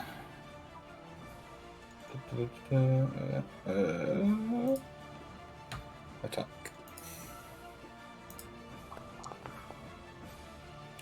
$24. 24 hits. 5. 5 slashing damage. Yeah, you cut across his chest. He kind of oddly doesn't give much a reaction. It's kind of a strange Strange feeling. Bring Lurkbane back down for a second one. That's a nat 20. Yeah. Oh, baby. I can't remember how to roll. Oh, critical hit. Boom. 15 slash damage. Very nice. Yeah, mama. Yeah, That was you juicy. slice down his chest and then again creating a kind of a strange cross. Large amounts of blood begin to spill from his chest. Still standing, but you're not really sure what's keeping him up at this point. And I'll go in with Peerbane on the attack as well. 12. 12 doesn't hit. Okay. You do a bless. I'm being a good DM. Yeah. That's the last time I'm doing it. Right, someone be on bless watch. Does 13 hit? 13 hits. Oh, shit. Damage then. I think I have to subtract 3 from whatever I get here, right? Yeah, unless you've tagged it as dual wield. Wait, didn't you make it so you don't have to subtract? Dual wielding feet. Hang on. Stand by. I don't think... Wait, no, yeah, you've got the dual wielding feet, but not the fighting thing. So yeah. Oh, not the fight initiate. Yeah, take your proficiency off it. Yeah, I thought so. I believe. We'll have a look at that just to make sure later. Yeah, 3 then. Okay. Yeah. Oh, I've got dual wielder. You gain a +1 bonus to AC of dual wielder, and you can gain 2. That just gives you the ability to do it. Yeah. Okay, cool. Yeah, you hack into the guy. It's odd to see someone not react, especially someone who's flesh and blood, just not react to so much pain being brought upon them. This guy runs towards you. Yep. And he goes to stab you. Essentially, he's been armed with he's been armed with an axe. Oh, lovely. He is going to do a reckless attack, so he's going to get advantage on it. Oh, shit.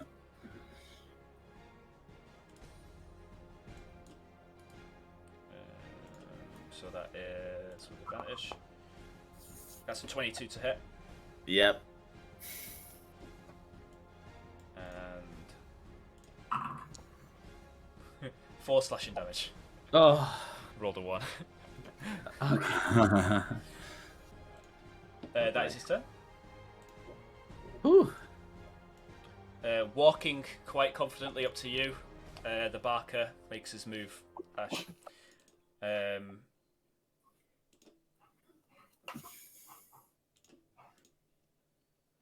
He is going to cast Blur on himself, though. You see his image begin to warp, and you find it hard to kind of concentrate on just where he is. Yeah.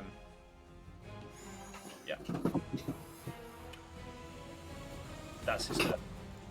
Zite.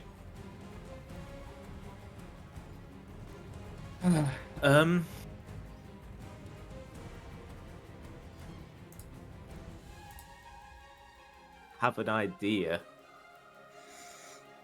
Okay. So I am going to 10, 15 without taking the disengage, so I'm going to take his opportunity attack. Okay, I'll roll it now.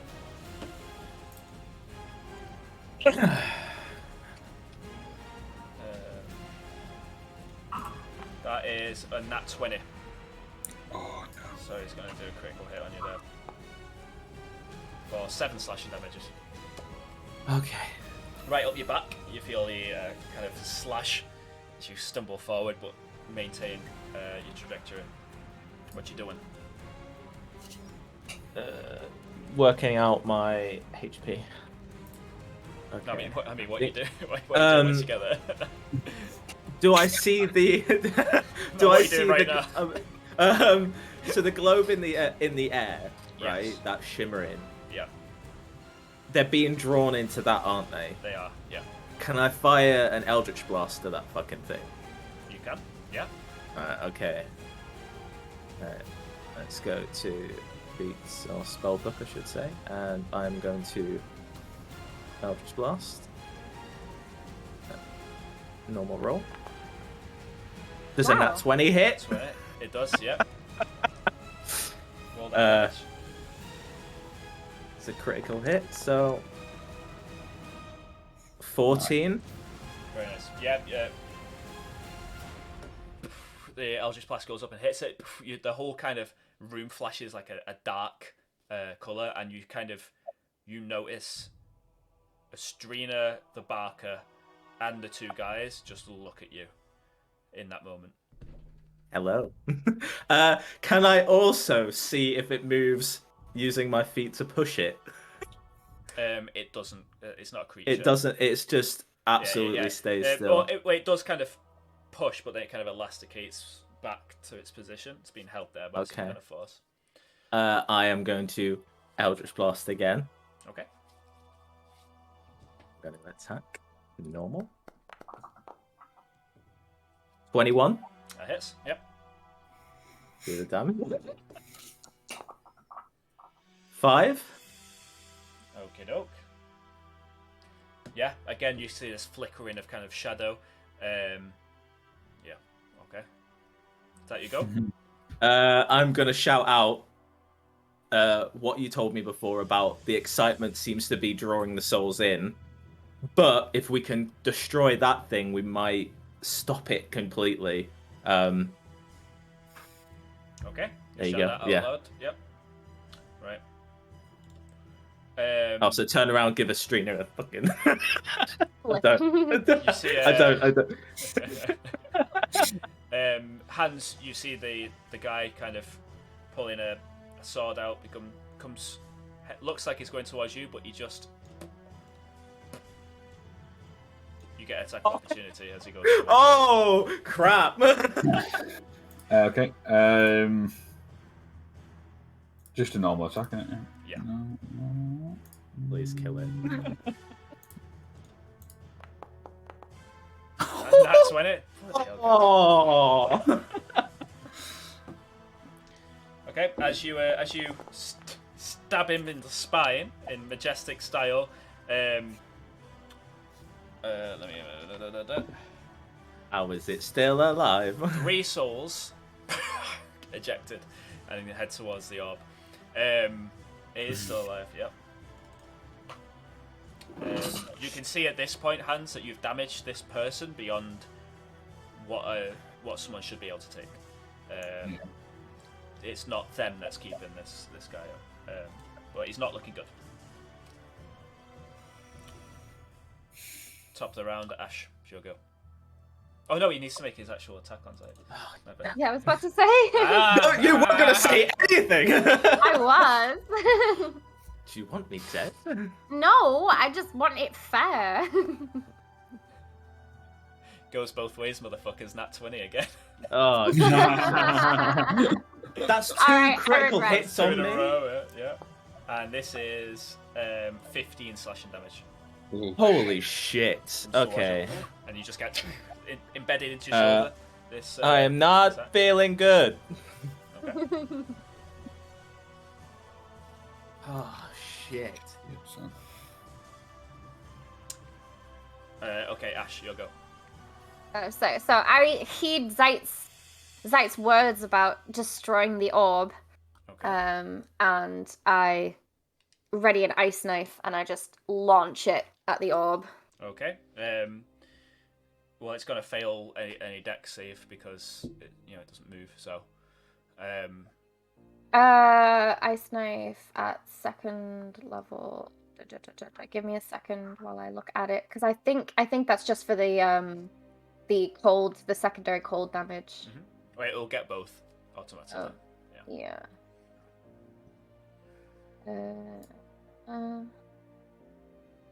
Oh, it won't let me cast it at 2nd level on the in-game one. I'll do it on D&D Beyond. Okay, no. Will it come up on D&D Beyond? Yeah. It won't actually because I don't have the I didn't put the fucking thing on. I see. Just roll it through the chat thing. And, Oh, okay. yeah, whatever you'd roll, just roll it. Give me a second. It would be. Oh yeah, it's Dex 14. So it's slash R 1d10. So 8, and then at second level it's 2d6 full damage. Okay. And then 12. Well, that's the D26. Oh no, that's a d26. Sorry. If only. Slash 2d6. There we go. Oh, 8. So Still I'll take pretty that. good. 16 damage. Yeah. Okay. The ice knife goes kind of a smattering of frost and snow kind of down onto everyone, and again a violent dark kind of flash. Also, 4 souls head towards it. Okay. With that, Hans. Okay. So I'm going to move to here. As an action, I am going to lay on Hans 25 everything. Nice. Okay. Yeah, Hans places his hand on Zeit, and Zeit, you feel this warm kind of glow as it goes to your body. You can feel your wounds kind of stitching together. Quite oddly, but yeah, it feels good. Oh, it feels so good. Give him a nod as I do it. And then as a bonus action, I'm going to cast Magic Weapon on Lurk. Oh. God, Wait, that's no, I can't actually. It's already tasty. magic. Oh yeah, I can't do that. Okay, as a bonus action, I'm going to... Pocket Sand! No, I'm in range. I'm going to bonus attack. Can I do that? No, you have to have made it. You have to have made it. Yeah. Okay, in which case then, I am going to... No, I'm not going to do that. I'm going to harness my divine power and recover my last spell slot. Okay. The one we used earlier on. Nice one. Yeah. Okay. Go team! Yeah, that's it. What the guy runs up to you, Ash. Why did it in real life instead of on the thing? So it's a 11 to hit. So No, that just misses. goes for a swipe, but you manage just to dodge out the way as it kind of axe hits sand. Must feel great to dodge attacks. Just straight up. Hi there, I'm a wabbit. Your ear twitches a little bit, like whatever. Okay, it's the Barker's turn. You see his hand burst into spirit flame as he points it towards you, Ash, and he's going to cast Burning Hands. Ooh, lovely. And then it's a 15. Burning Hands is that a touch spell or is it a cone? He's right next. It's a cone spell. So all 3 of you. Counter spell. Fuck off. All right. Okay. You have to make a roll for counter spell, or is it? I believe Is it under it a certain is. level? It's automatic. I believe it's Counter spell? What? Yeah, bitch. Can I? Counter spell. I'm just gonna off. cast it. I haven't used the spell slot yet. It's just so we can read it.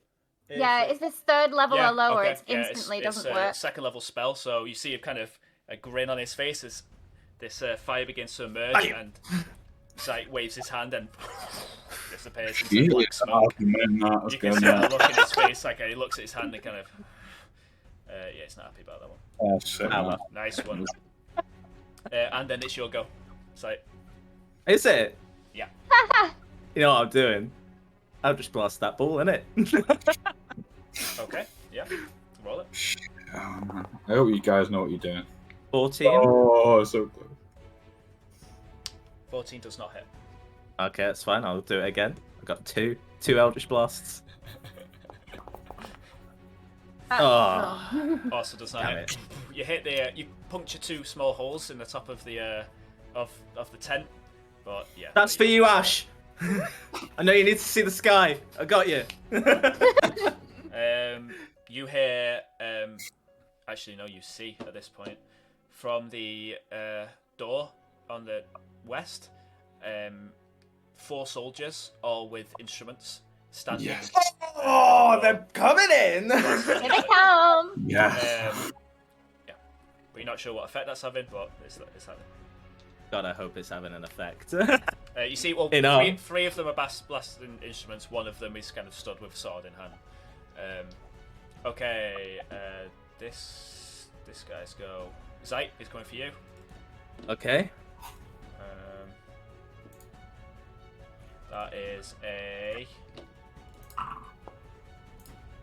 14 to hit. Yeah, that hits. I'm going to do a reaction on this one. Okay. Use. My interception. So You 10, are my knight. 10 slashing damage coming your way. However, It's You one- are my knight in shining it's armor. 1d10, isn't it? I think. yeah, it's 1d10. Yeah. Come on, baby. This Full is- 10. Oh, I'll that's take still it. pretty good. 7. So yeah, Hans' sword just comes in and catches the axe, but it just manages to dig into your chest a little bit, taking 3 slashing damage. That's fine. Very nice. You guys, you're like a little team. We're coalescing. I'm not You sure guys how are I good. feel about that. Ash, your go, Ash. Is it okay? Can you cast 2 cantrips in a single turn? Yeah. You can. So I'm going to whip round to look at the barker, and I'm just gonna throw my hand out and cover him in a poison spray. So that's Okay. con 14 or over. Very nice. Let me just check something real quick. Yeah. Is okay. he immune to? Is he Yeah, immune no, to poison? I was just checking to see if blur helps him, but it doesn't. What is it? A Constitution save. Yeah. He gets 12. what was it? It's 14 or over, so yeah. Okay, nice. It is now taking 15 poison damage. 2d12. Damn, nice. And Level 5. I'll use right my bonus attack. How high up is that? Is that orb? 25 feet. 25 feet. I'm gonna throw a poison spray up towards the orb as well. Okay. Shit. Oh. God, I love this. Again, Constitution 14. Yeah. on that It one. automatically gets hit, doesn't it? Unfortunately, it's construct, so it's immune to poison. Oh, it's immune to poison. All right, okay. So sadly, that has no effect. There's just everyone looks a little bit worried as the spray begins to descend down, but it kind of dissipates before. Okay. Yeah, you see the barker actually looks pretty like not too good just from that. He's weak to poison. Ooh. Hans, your go. Unless you've got anything else, Ash. No, that was my bonus. Okay. So I'm going to attack this guy Okay, with Lurk Bane. go for it. So where are you? Apologies. Where are we going? Don't you dare apologize. You're being amazing right now. You both are. Just straight up. This is going in your yearly report. Remember this. Yearly report. 22 hits. Yeah. Ugh. Oh, hang on. Oop. I've still got the wrong thing selected. 4 slashing damage. Okay. Yeah, he managed just to wing his arm a little bit with the tip of the blade. I'll give him another one for good measure. 10 I'm going to hit. bang my bless on this one. Okay. Oh. I hope for the best. Okay, guys. 14 hits. 8. There we go. Nice. Oh. Nice. And does 8 damage as well. Yeah, you just wing him. It's like a flick of blood, and then you go in for a stab, and you just get him right in the flank. Skews through. You see it skew through the meat and out the other side, and out again, and it's just a kind of a visceral black sludge. He's still. Die! Why won't you die? It's just. Bonus action. Yep. I'm gonna go for him again. Go for it.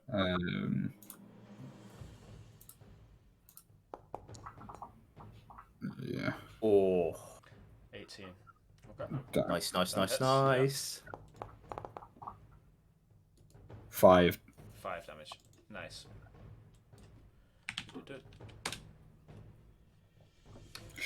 Yeah, you manage just to slice just up his thigh again, What but the he is still going. frick? Yeah. We're going for the wrong thing. It's gonna go forever. We need to go. It's the Barker. It's got to be. I'm gonna say that. Okay, cool. With that, it is. This one's go. Ash. Going for you. That is a great axe your way. And that's a 9 to hit. No, Did it not hit? Oh, what the fuck? I'm a bouncy bitch tonight. And that's it. That's his go. Barker.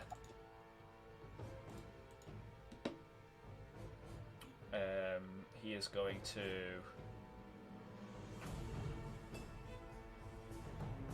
He's going to use bonus action to. No. Is it? Is it bonus action to this? No, it's action to disengage, isn't it? Action Yeah, to it's a disengage. bonus action if you are. Sorry, a that's thief. it. Okay. Oh, hang on. What's this?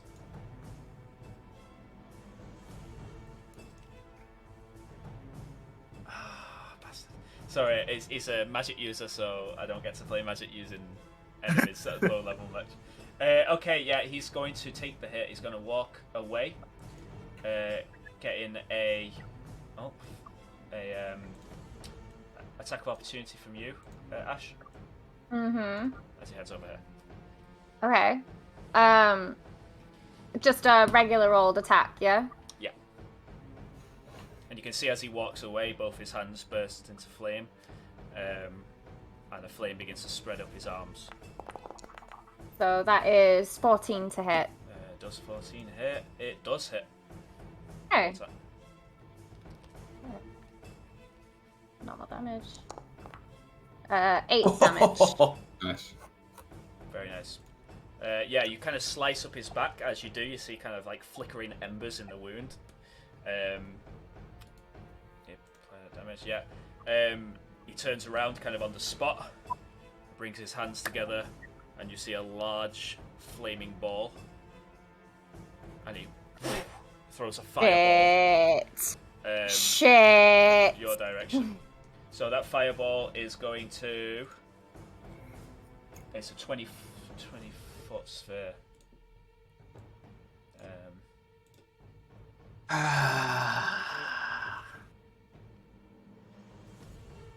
Boom. Oh my god. Everything in that sphere. Give me a second. Give me a second. Give me a second. Has to make a dexterity saving throw. Or you're gonna take 8d6 fire damage. Okay. Counter spell. Can I just counter fucking spell that? Is it level 3 and lower? Was it? It's level 3 and lower. Yeah, it's immediate. Okay. The fireball comes flying towards you guys, and as it gets close, it just disappears into kind of black smoke. And No! You hear like an audible snarl from the Barker. No! Yeah, that would have been bad, guys. So. That was about to be dangerous. None of that. You can see the flames just still kind of beginning to die down along his arms. Zite, your go. He's just staring you down, man. I know. He is not happy with you. I'm going to Eldritch Blast Barker. Okay. Right. 16. 16 hits. Right. Damage. 4. 4 damage. Okay. But push him back. Get out of here. Through the flames as well. Yeah. No, I'm guessing it doesn't do anything to yeah, he is pushed back. Was it 10 feet? 10 feet, yeah. Yeah. Through the flames, yeah, it doesn't seem to have an effect on him. And you've put him out. Done it again. He is kind of obscured by flame now as well. Yeah, he's gonna have to like do it, innit? I'm gonna have to attack that friggin' ball again. No, I'm getting rid of Barker. I'm doing it again. Just hitting Barker. You're gonna be at a disadvantage. Actually, no, you're not a spell sniper. Go for it. All time, baby. Oh, 19. 19 hits, definitely. That was close to a 1 there. Oh, okay, 4. 4 damage, okay. But he's also being pushed back again. I ain't having that. You're pushing him out. Why would you do that? Get out of the tent. Just because he's gonna have to walk in. Just because insult to injury, innit? Okay. Towards you, Zeit, the man with the great axe. Yeah, of course, Going of course. to 17 to hit. Of course. As a reaction, I'm gonna. Okay, it's 14 Thank slash you. damage. Coming your way.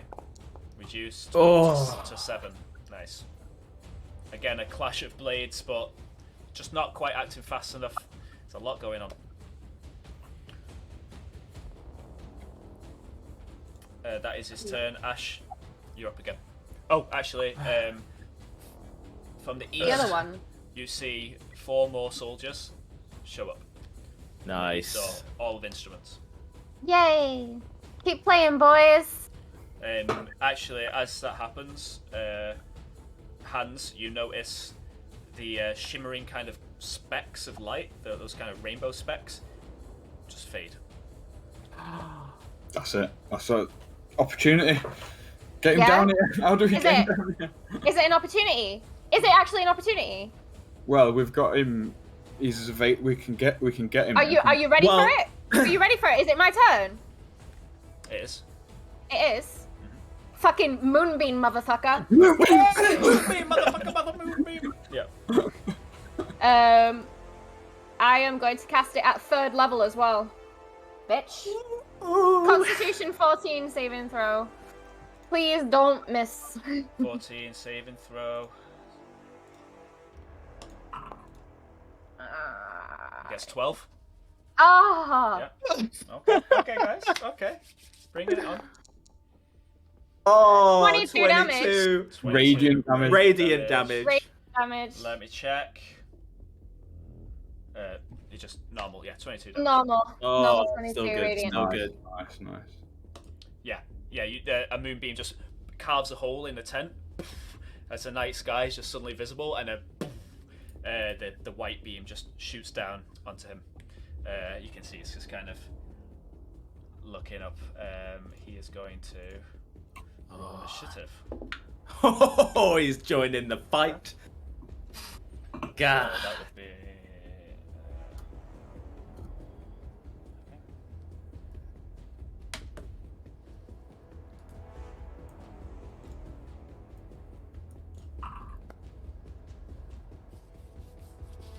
Very well. Hans. Oh no, Ash, do you have anything else? No, I'm okay. Okay. Hans, you up. Okay, as an action, I'm going to disengage. Okay. And I'm going to move to here. Alright. And then... and then, as a bonus action, I'm going to check what my bonus actions are. Nothing. Yep, that's me. Okay. That is me. Behind you, Ash. Great axe coming your way. That is 14 to hit. That misses. Yay, it misses. Yeah, you just again managed to swerve out the way as his axe just digs into the ground. Bastard. Okay. Told ya. I'm a bouncy bitch. Ash, towards you. At least one of us is. Ustrina puts out his hand and just shoots a firebolt towards you. Oh, lovely. As he's kind of under the moonbeam. That is gonna be a nat 1. It just into the dust as the moonbeam knocks his arm down. Yeah, not too happy about that. Fair play. That's him. Barker. How many spell slots does he have left? Okay.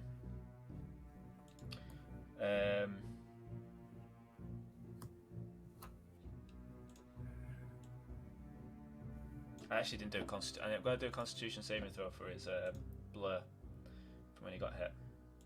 Oh yeah. He does not succeed it, so he's no longer blurred. Yeah, he's going to walk into the ring, and he's going to cast Firebolt towards Ash as well. That's a 16 to hit. That does hit. Okay. And that's going to be 11 fire damage. Ooh. And a Constitution saving throw for the Moonbeam. Yeah. Okay, so... Can you do bless on the saving throw? Yeah, I believe so. You can. Yeah. Just remembering it for people. Well, you reminded yourself of that out loud then. Yeah. Oh, I just remembered. Yeah, I think I need it. Yeah. Yeah, I'm pretty sure. It's a good thing I just had to think of it okay, myself. so 14. Ash maintains the Moonbeam. Oh. This time. Zai, your go. Okay. This is too much for me. I know this friggin' creature in front of me is like really like pissing me off. Okay. So scrub. Thinking. Yes, I'm thinking. I might. Does spell sniper allow? No, I have to get another feat for that in it to attack things with a ranged attack without getting disadvantage. Yeah. Right. However, I do have a spell that attacks. Well, it's a cantrip that attacks the minds of people, and that's not a ranged spell. So I am gonna do that instead. A mind slither to this dude next to me. That's what check is it? Intelligence. Intelligence saving throw. He gets a nat 1, so I'm going to give you double damage on that one. Ooh! Should I roll it as a critical hit then? Yeah. That's 4. 9 psychic damage. He's. You see, kind of tendrils, not tendrils, like the vessels in his head kind of strain, and a smattering of blood pour out of his eye sockets. He goes down onto a knee. Oh my god! Just hold it on. Just hold it on. Now, do I have any bonus actions? Like, just anything? Does he get an extra effect for that? Yeah, minus 1d4 to the next saving throw he makes. Yeah, okay. Before the end of your next turn. Okay. Yeah. I don't have any bonus stuff. Okay, it's his turn. So that's So you know what's coming your way, right? Yeah, I do. Fuck off axe. As he kind of stands up and brings the axe up. That is gonna be. Is it a crit? It's a nat 20. Oh, for God's sake! That's 3 against me, this thing. Oh my god. As he gets a nat 20, that is 6 human souls absorbed into the orb. And 10 slashing damage coming towards you. Okay, right, it's not too bad. I'm looking a little bit owie. But yeah. Ash. Ooh. Your go. So I'm currently maintaining a spell. I don't know if I can maintain I can't maintain a second spell. You can't have 2 concentration spells at the same time, but you can do a spell that doesn't require concentration while concentrating on the other. Yeah. Okay. Unless Moonbeam doesn't have that thing where it says that you have to. Moonbeam. No, Moonbeam. You can choose to move Moonbeam around as a bonus action. Okay. So yeah. Okay. So I'll use a poison spray on the guy behind me. Okay. Which is just a Constitution saving throw. The guy right next to you, yeah? The guy right next to me, yeah. Con save. He gets a nat 20. Yeah, he dodges it. Okay, so he's dodged that. As he dodges it with a nat 20, 5 human souls are absorbed into the orb. Shit. How many human souls are there? We should have done a tally. Just to say that moonbeam has an effect against shape changes. Yep. Yeah, I don't that... think Ustrina is one. Just thinking, just adding that in there just in It's case. If it's like a werewolf, and it gets hit by a moonbeam, it'll transform back right. into a human. That kind of thing. Yeah. Okay. So is that your turn? It is. Okay. Yeah. Hans? Well, hang on. Oh yeah. Okay. Sorry, I was just reading something. I'm going to attack the Barker with Lurkbane. Go for it. The Barker. That is what's happening right now. Here we go. Oh. 19 hits. Roll damage. I'm going to Divine Smite this. Okay. Okay, so On I'll my just roll screen, my it looked normal like damage you... first, yeah? What's that? I'm just going to roll my normal damage first. Yep. 8. 8. And then, is it classed as undead? It is. Yep. Okay, so, give me 1 minute while I get everything up. For that roll, then it looked like It's going to be. Well, I'm doing it. than that one. Oh, sorry, second level. Second level. Yeah. So is it 3? Sorry. Before, wasn't it? 4d8, isn't it? Yeah. Wow. Nice smite, motherfucker. Wow. Hans sticks his sword into the bark. There's a look of shock on his face as a white light shoots down the blade and explodes the creature into ribbons. Yes. Nice. As that happens, 5 human souls are absorbed by the orb. The body is down. Worth it. The 2 other men, you see as souls leave their body. Knew it. And it collapses to the ground. Oh, okay. Ustrina kind of looks over you guys. A look on his face. Wait, is it his turn? If it is his turn, It he has will to take be. moonbeam damage. He has Well, to take moonbeam damage, yeah. Yeah. Well, he's got to take moonbeam damage. So how much is that? Are you finished? Hang on, I'm not finished. Oh shit! Yeah. So it's who's not finished? Yeah, Hans is finished. Okay, go. I'm gonna move to. It's been close to. I'm gonna go there. Okay. Thank you. So he's starting his turn with the moonbeam, so he's got to take 2d10 Does he moonbeam have damage. he has to do a check though first, right? Was it you have to do another Constitution saving throw. And that is yeah, he takes that. How much is it? 2d10. 2d10. Oh. Oh, why did 3d10. it roll 3? Oh, it's level 3 spell. That's why. It's a Oh, level shit, 3 okay. spell. Nice. Nice. So that's 15 damage. Yeah. Okay. Well, it's his turn. He's gonna move out the way. Of course The he moonbeam is. scene kind of stumble out of it. Let's bring out the big guns. And he claps his hands, and there's a flash of pale light. And from above the tent by the orb, you see Fortune Teller. Oh no. She's ablaze in spirit flame, and you see silver strands kind of puppeteering her as she comes down. She's going to roll. Oh, that's so sad. It is her turn next. You see her manipulation, she kind of moves, and she's going to roll 2. Ash. She puts her hand towards you, and you see a card come from out of her sleeve. The moon. Lands on the ground, and in a puff of smoke before you, Blue Eyes White Dragon. a werewolf crawls out the ground. Crap. And that's going to be entering the fray. Okay. She's floating, by the way, about 15 feet in the air.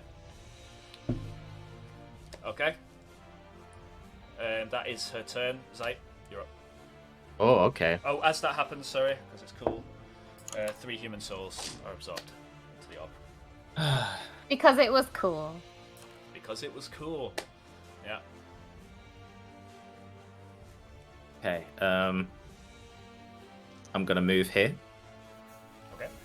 So I'm still within range, and I'm gonna continue my barrage at the orb in the sky, just because I'd rather it not do what it's doing. Go for it. So, where am I fail? I want all of them. There we go. I want Eldritch Blast, attack, normal. 17. 17 hits. Yeah. And I'm gonna do 10 force damage Very to nice. Yeah. the orb. Another flash So of I roll- darkness. Nice. Yeah. I'm gonna Go roll it. again. Oh, 11. Doesn't hit, unfortunately. Just It's fine. another hole in the tent. Is that you go? More room. That is my go. And Ash, you'll go. All right. I'm going to use I think it's an action I have to use actually. It is, yeah. I'm gonna shift my moonbeam so that Ustrina's under it again. Okay. Just all the force in my palms, just move it. Does that do the attack on him straight away? Or it's when he starts his No, turn, it's isn't when he starts his turn. Okay. Yeah. Moonbeam on Ustrina. And then just no, I'm good. Yeah, I'm alright. Okay. That makes I'm sense. focusing on the important thing. That dig? No. I just mean there's a werewolf and a witch in front of me, but it's fine. Okay. Hands you up. I'm going to use the dash action Okay. to go. put myself here. Damn. Okay. That'll be it then. Well, you got a bonus action. Yeah. Well, yeah. I'm just assessing that. Please stand by. Okay. As made a bonus. made a snap decision without actually really thinking it Oh through. wait, hang on a second. No, I've got the daylight spell on. Does that not affect the werewolf? I don't know. Because it's actual daylight. Let me just check. No. No, it's No? not weakened by Okay. daylight, no. Okay, just making sure. It'll be like a vampire if it affects it. Oh kind of yeah, a thing. vampire would be Yeah, affected by it. Werewolves in D&D can kind of turn into wolves whenever they want. Right. Okay. Okay. As my bonus action, I'm going to just pee my pants just a little. Okay. Hans pees his pants. I think I peed a Ustrina, little. has to do a Just a little tidgy bit. con saving throw, right? It is, yeah. It's a 20, so... does He take makes half that one. damage, or is he not taking any damage? Half as much on a successful, so I'll roll it and then just minus it. Oh, 10 damage. 10. Though. That's not bad. 10 damage. Nice one.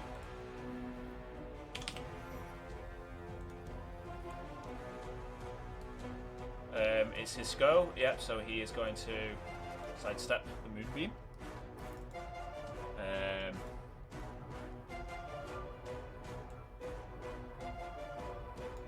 His flaming form, he summons a great ball of fire above him.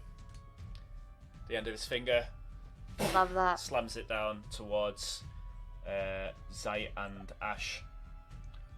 That's gonna be the 20-foot sphere of doom coming back. Did he just Did he just freeze a death ball us? Like. Yeah, he did. He frees a death ball. Yeah, it's gonna boom. He is gonna do it. Okay, the fireball. Your hands, you watch bright light as this ball just hits the center and grows into a huge fireball. That's gonna be a Dex saving throw from Ash and Zite. Do we still have blessed, or is that gone now? It's still blessed, yeah. Oh, 20. Okay, so you're okay. 14. 14. But I'm gonna roll my bless. So 14, you actually no 14. You meet it. You both take. Oh, do I meet it? Okay. Yeah, you both take in half.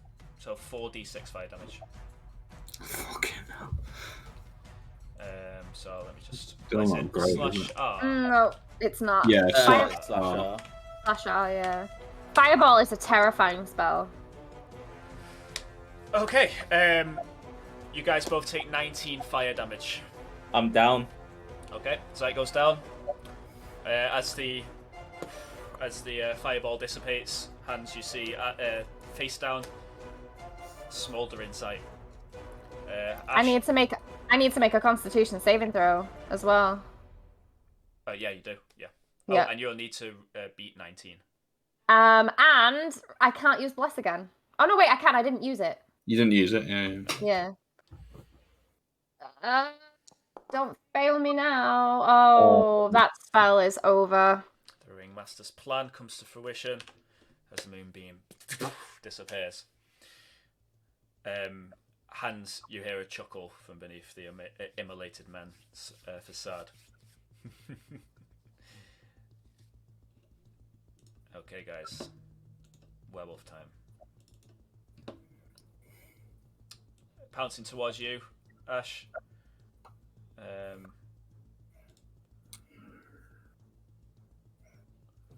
You're going to get an attack from the wolf's bite. It's a 20 to hit. That hits. I'm already not looking good. 3 piercing damage, but going to need a Constitution saving throw from you. Okay.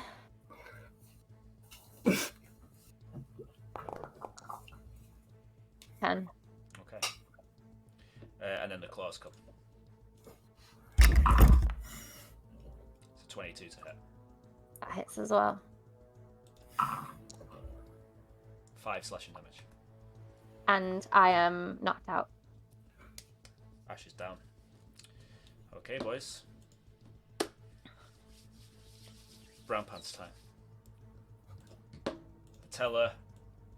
Oh, fuck off. It's backwards. Fuck off, let me move.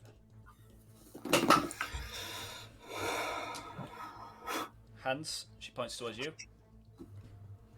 Can I have a wisdom saving throw from you, please? Yep.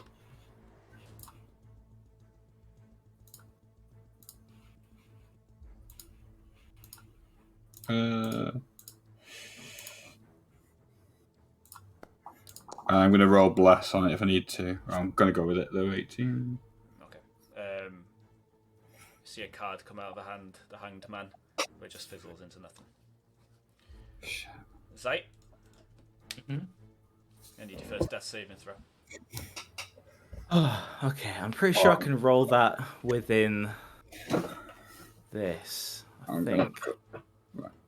Or do I have to just roll? I think it's just to roll a d20. Oh no, wait, hang on. I'll be back in 1 minute. Sorry. Oh, Okay.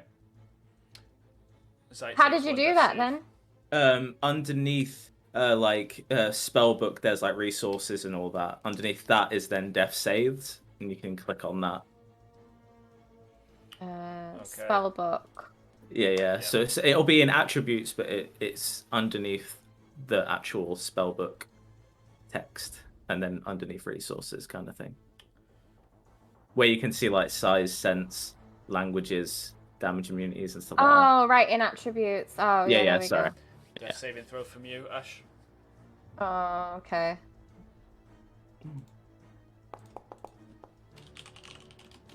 Seven. That's a fail. Yep. Okay. Hans, Hello. both of your friends have failed their first death saving throws. It is your turn.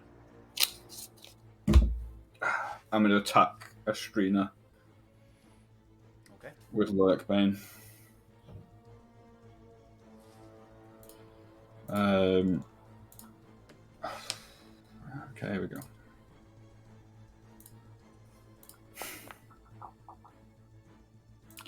14.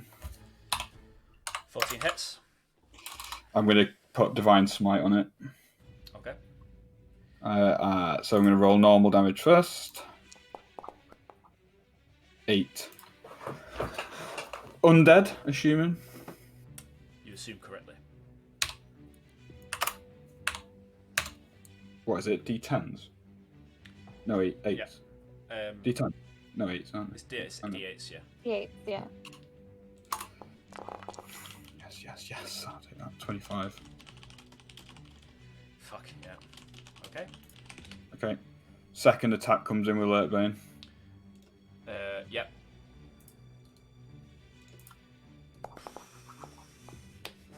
I'm going to put Bless on this one. Oh! That hits, yeah. I'm going to cast Divine Smite at first level on this one. Okay. So I'm going to do my damage first, right? 10. Okay. I'm going to roll 3d8 for this one. 15 radiant. Hans. The sword comes out and plunges into the burning mass of a man. You feel the flicks of flame up your hand as you slash, and your first divine smite blasts down your arm and into him. You see him knock back. For a second, the fire dissipates, and you see like a charred, sad man as it flares back up again. Second sword comes in, slices, divine smite. How do you want to do it? 15 hit points of damage left. I'm not fucking kidding. That's Is that what you had left on the last hit? Yeah. I'll take a screenshot so you... Actually, I can't. Windows 11's fucking me over, but... yeah, I'll take a picture. Windows key, Shift S. Yeah, my snipper tool just doesn't work on Windows 11. Oh, that's Windows inbuilt snipper tool. Yeah, it doesn't work for me. Oh, on Windows shit. 11. Yeah, it's fun. Oh, wow. Yeah, I'll take a picture of it so you know I'm not fucking about. You can see the 15 hit points there. And the 15 damage. Oh, your files are too powerful. God damn it. Come on, focus, baby. You can't fucking see it. That says 15 and that says 15. Oh, man. I'll put it on the Discord when I can. But yeah, fucking... Okay, the immolated man. Yeah, I need to get Nitro, just for that. Basically, what I want to do with him is, with that second Divine Smite, blast him across the... Yeah, okay. You blast him across the room, and he lands square, flameless, skid against the sand. I have to say, after that, 13 human souls are absorbed into the orb. Shit. As he lands onto the ground, flameless, you see him lift his head up. You notice... Let me just... It's not going to enter a fucking second form. This isn't even my final form. As you as he looks up at you, Hans, your sword still glowing with radiant energy, you hear a sound, tinkering of music, and as you look down, you see there by Ash a open music box, and on the other side of the arena, the pallid dancer herself looks at the crisped man and up at you. Gives you a nod. She looks down at her lover as he has become and lifts up a hand.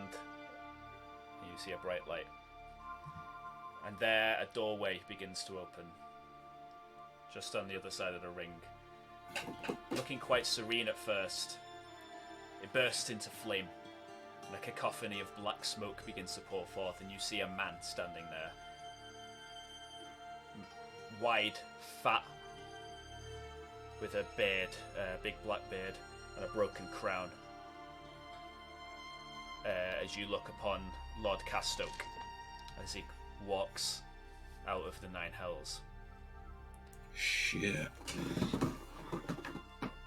Looks at his daughter and spreads his hand towards Ustrina, and these black chains begin to flow and wrap around his arms and legs, and he begins to get pulled towards the fiery door, scratching and clamouring. You hear him scream as he gets taken further and further into the gate of hell.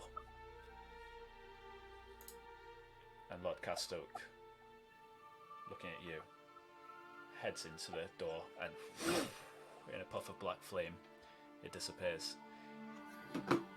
The light above you shakes and splinters into a radiant ball of energies.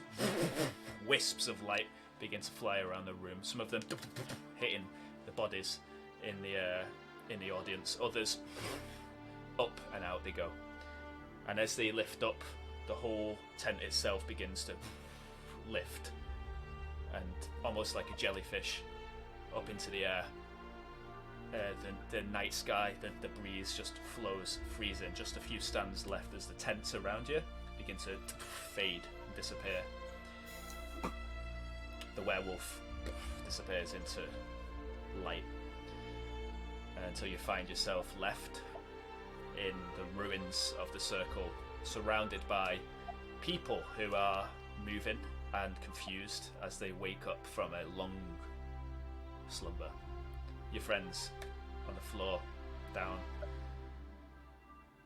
as quiet takes over. A few men start playing a jaunty song in your honour.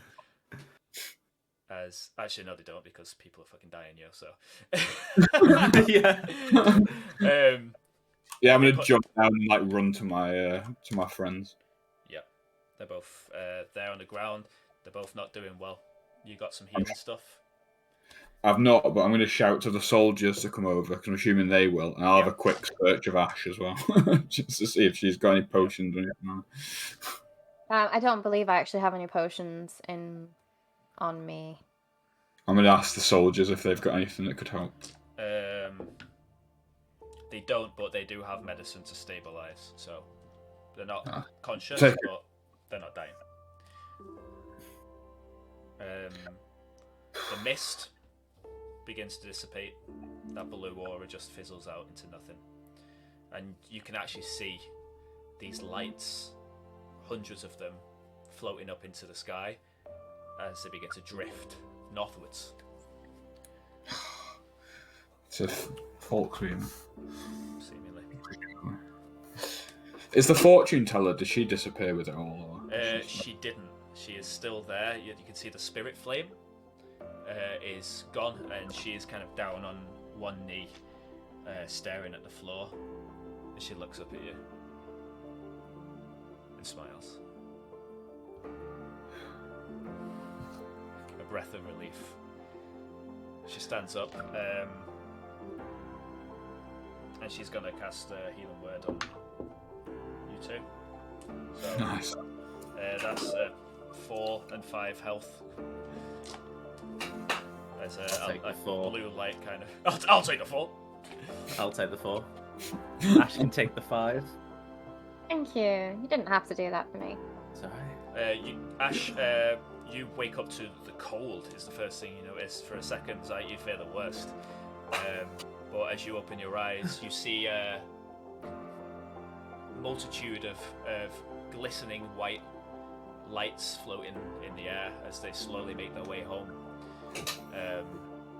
And around you, you see the people of Wulden's Crossing restored. I immediately leap towards Hans and Ash and fucking embrace the shit out of them both, wrapping my tail around them as well for that triple hug, because holy shit. I'm also going to say this is probably going to be a moment where Zite also does shed a tear just because that whole moment, all he was thinking of was losing you both, and I don't think he could handle that. And the fact that everyone is alive fucking just sends him a little bit, because with that flame, I feel like he remembered that moment with Reed, and he was like, "This is not happening again." Yeah, that was it was a definite flashback to a flame you've been consumed by before. But yeah, the people Wooders crossing begin to mutter to themselves. You can see them picking each other up. You actually see the soldiers kind of helping people to the feet as people look around, just completely confused. Is the captain around anyway? Yeah, the captain putting his tuba onto the ground. Walks over to you. Well done, Captain. Jolly good show. And you. I have to admit I'm surprised it worked, but I'm happy to see it done. We couldn't have done it without you or your men. Feelings mutual, I suppose. Fine, yeah. I'll limp my way over to the captain as well and be like, "Thank you." It's good to see you all alive and alive. We should get you back to the town and have you fixed up. Looks like I owe you that pint after all. I have not forgot that, sir. If there's any medal or accolade you can offer the men who risked their lives here today, then I definitely would recommend them for it. We shall make sure they get good recommendation. So, the fortune teller, you spot her. She's actually slowly just walking away after the defeat of Ustrina, the freeing of the souls. Can I get that tarot card off you, Zite? The High Priestess? Yeah, I ruffle through my cards of my collection because I'm just doing that. I want to sort of hand it back over a little bit. Okay, so you kind of jog up to meet her. Jog along and catch up with her. Wait, don't go. Oh, she turns around. Are you okay? Reasonably.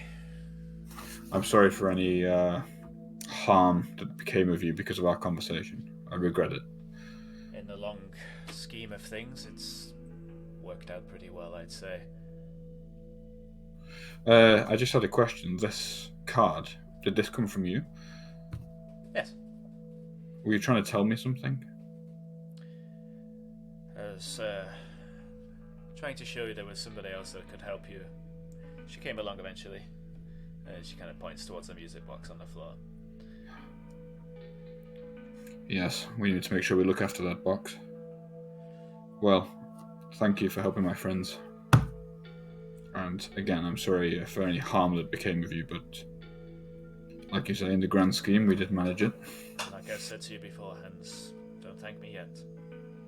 I still have my part to play. She turns around and saunters off, and as she walks, she doesn't even make it out of the area, she just kind of fades.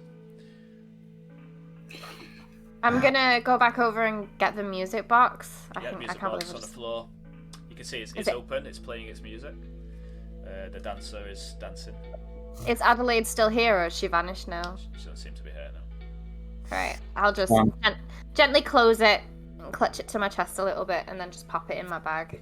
Okay. I'm asking the soldiers if any of them got a cigar. You can see some of them kind of pat themselves. No. Nobody does.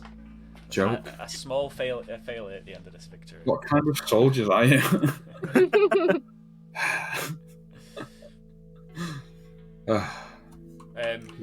Regroup. You see Zite walking towards you, the dishevelled, gaunt Frederick Woolwood. Wow, okay. Walks towards you. Haven't seen you in a while. Payment time? Not just yet. Well, I would say a job well done. You left it for the last minute there. Yeah, sorry we did that. I would have preferred we got here a little bit sooner, but Guess we had to put on a show, I guess. I suppose. Come to my office in the morning, and we'll make sure you're paid your due. Thank you. Right. Where's Stuart? Heads into the crowd.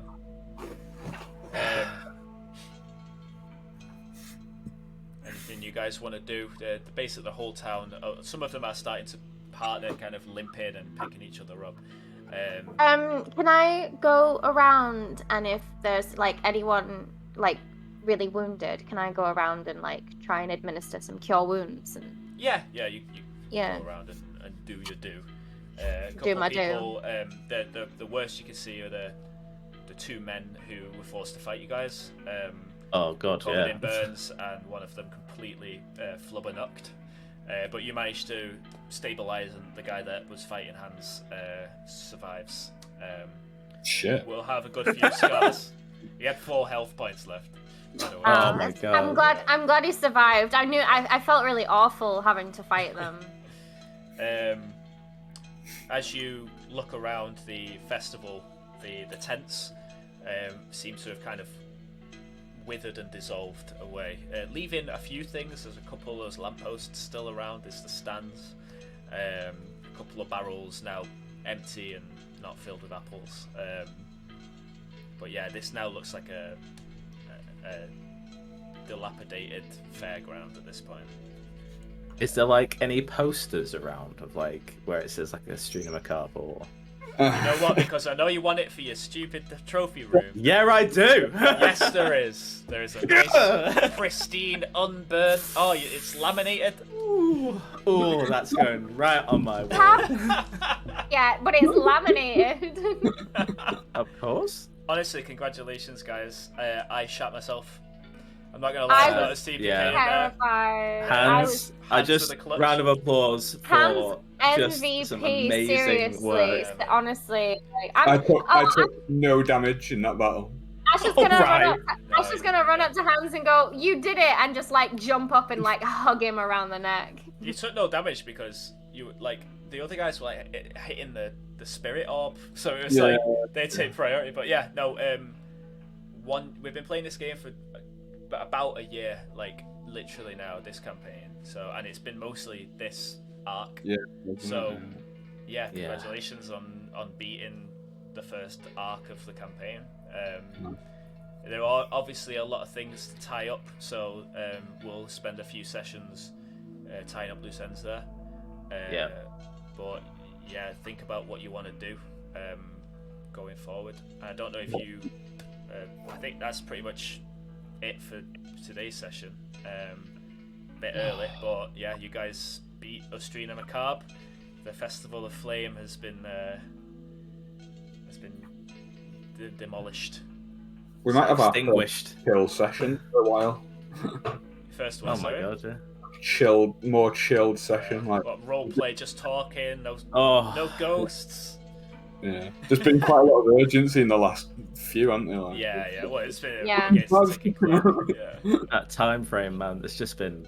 It didn't feel like it was too rushed until we were right at the end. Congratulations, guys, man. That's I've been waiting for this exact moment for a while, so I'm really happy you guys survived. I was just when that fireball came out, I was like, well, I survived the fireball, but I knew the werewolf was coming, and I was just like, oh, here we go. When I ran up to go and face Ustrina, like, because I thought this is the only way is like try and take him out and divine smite as much shit out of him as possible. Yep. But I was like, I felt bad because I was like basically running away from like werewolf witch. You guys like can't do anything. 3 critical hits to me has to be like the most. Yeah, that was really brutal. That was brutal, but yeah, congratulations. Yeah. That was nice some job. Good play. Good play. Those divine smites towards the end were like the most damage I think I've ever seen you do as well. Yeah. That was crazy. You hit bang on 15 damage, which is exactly his health.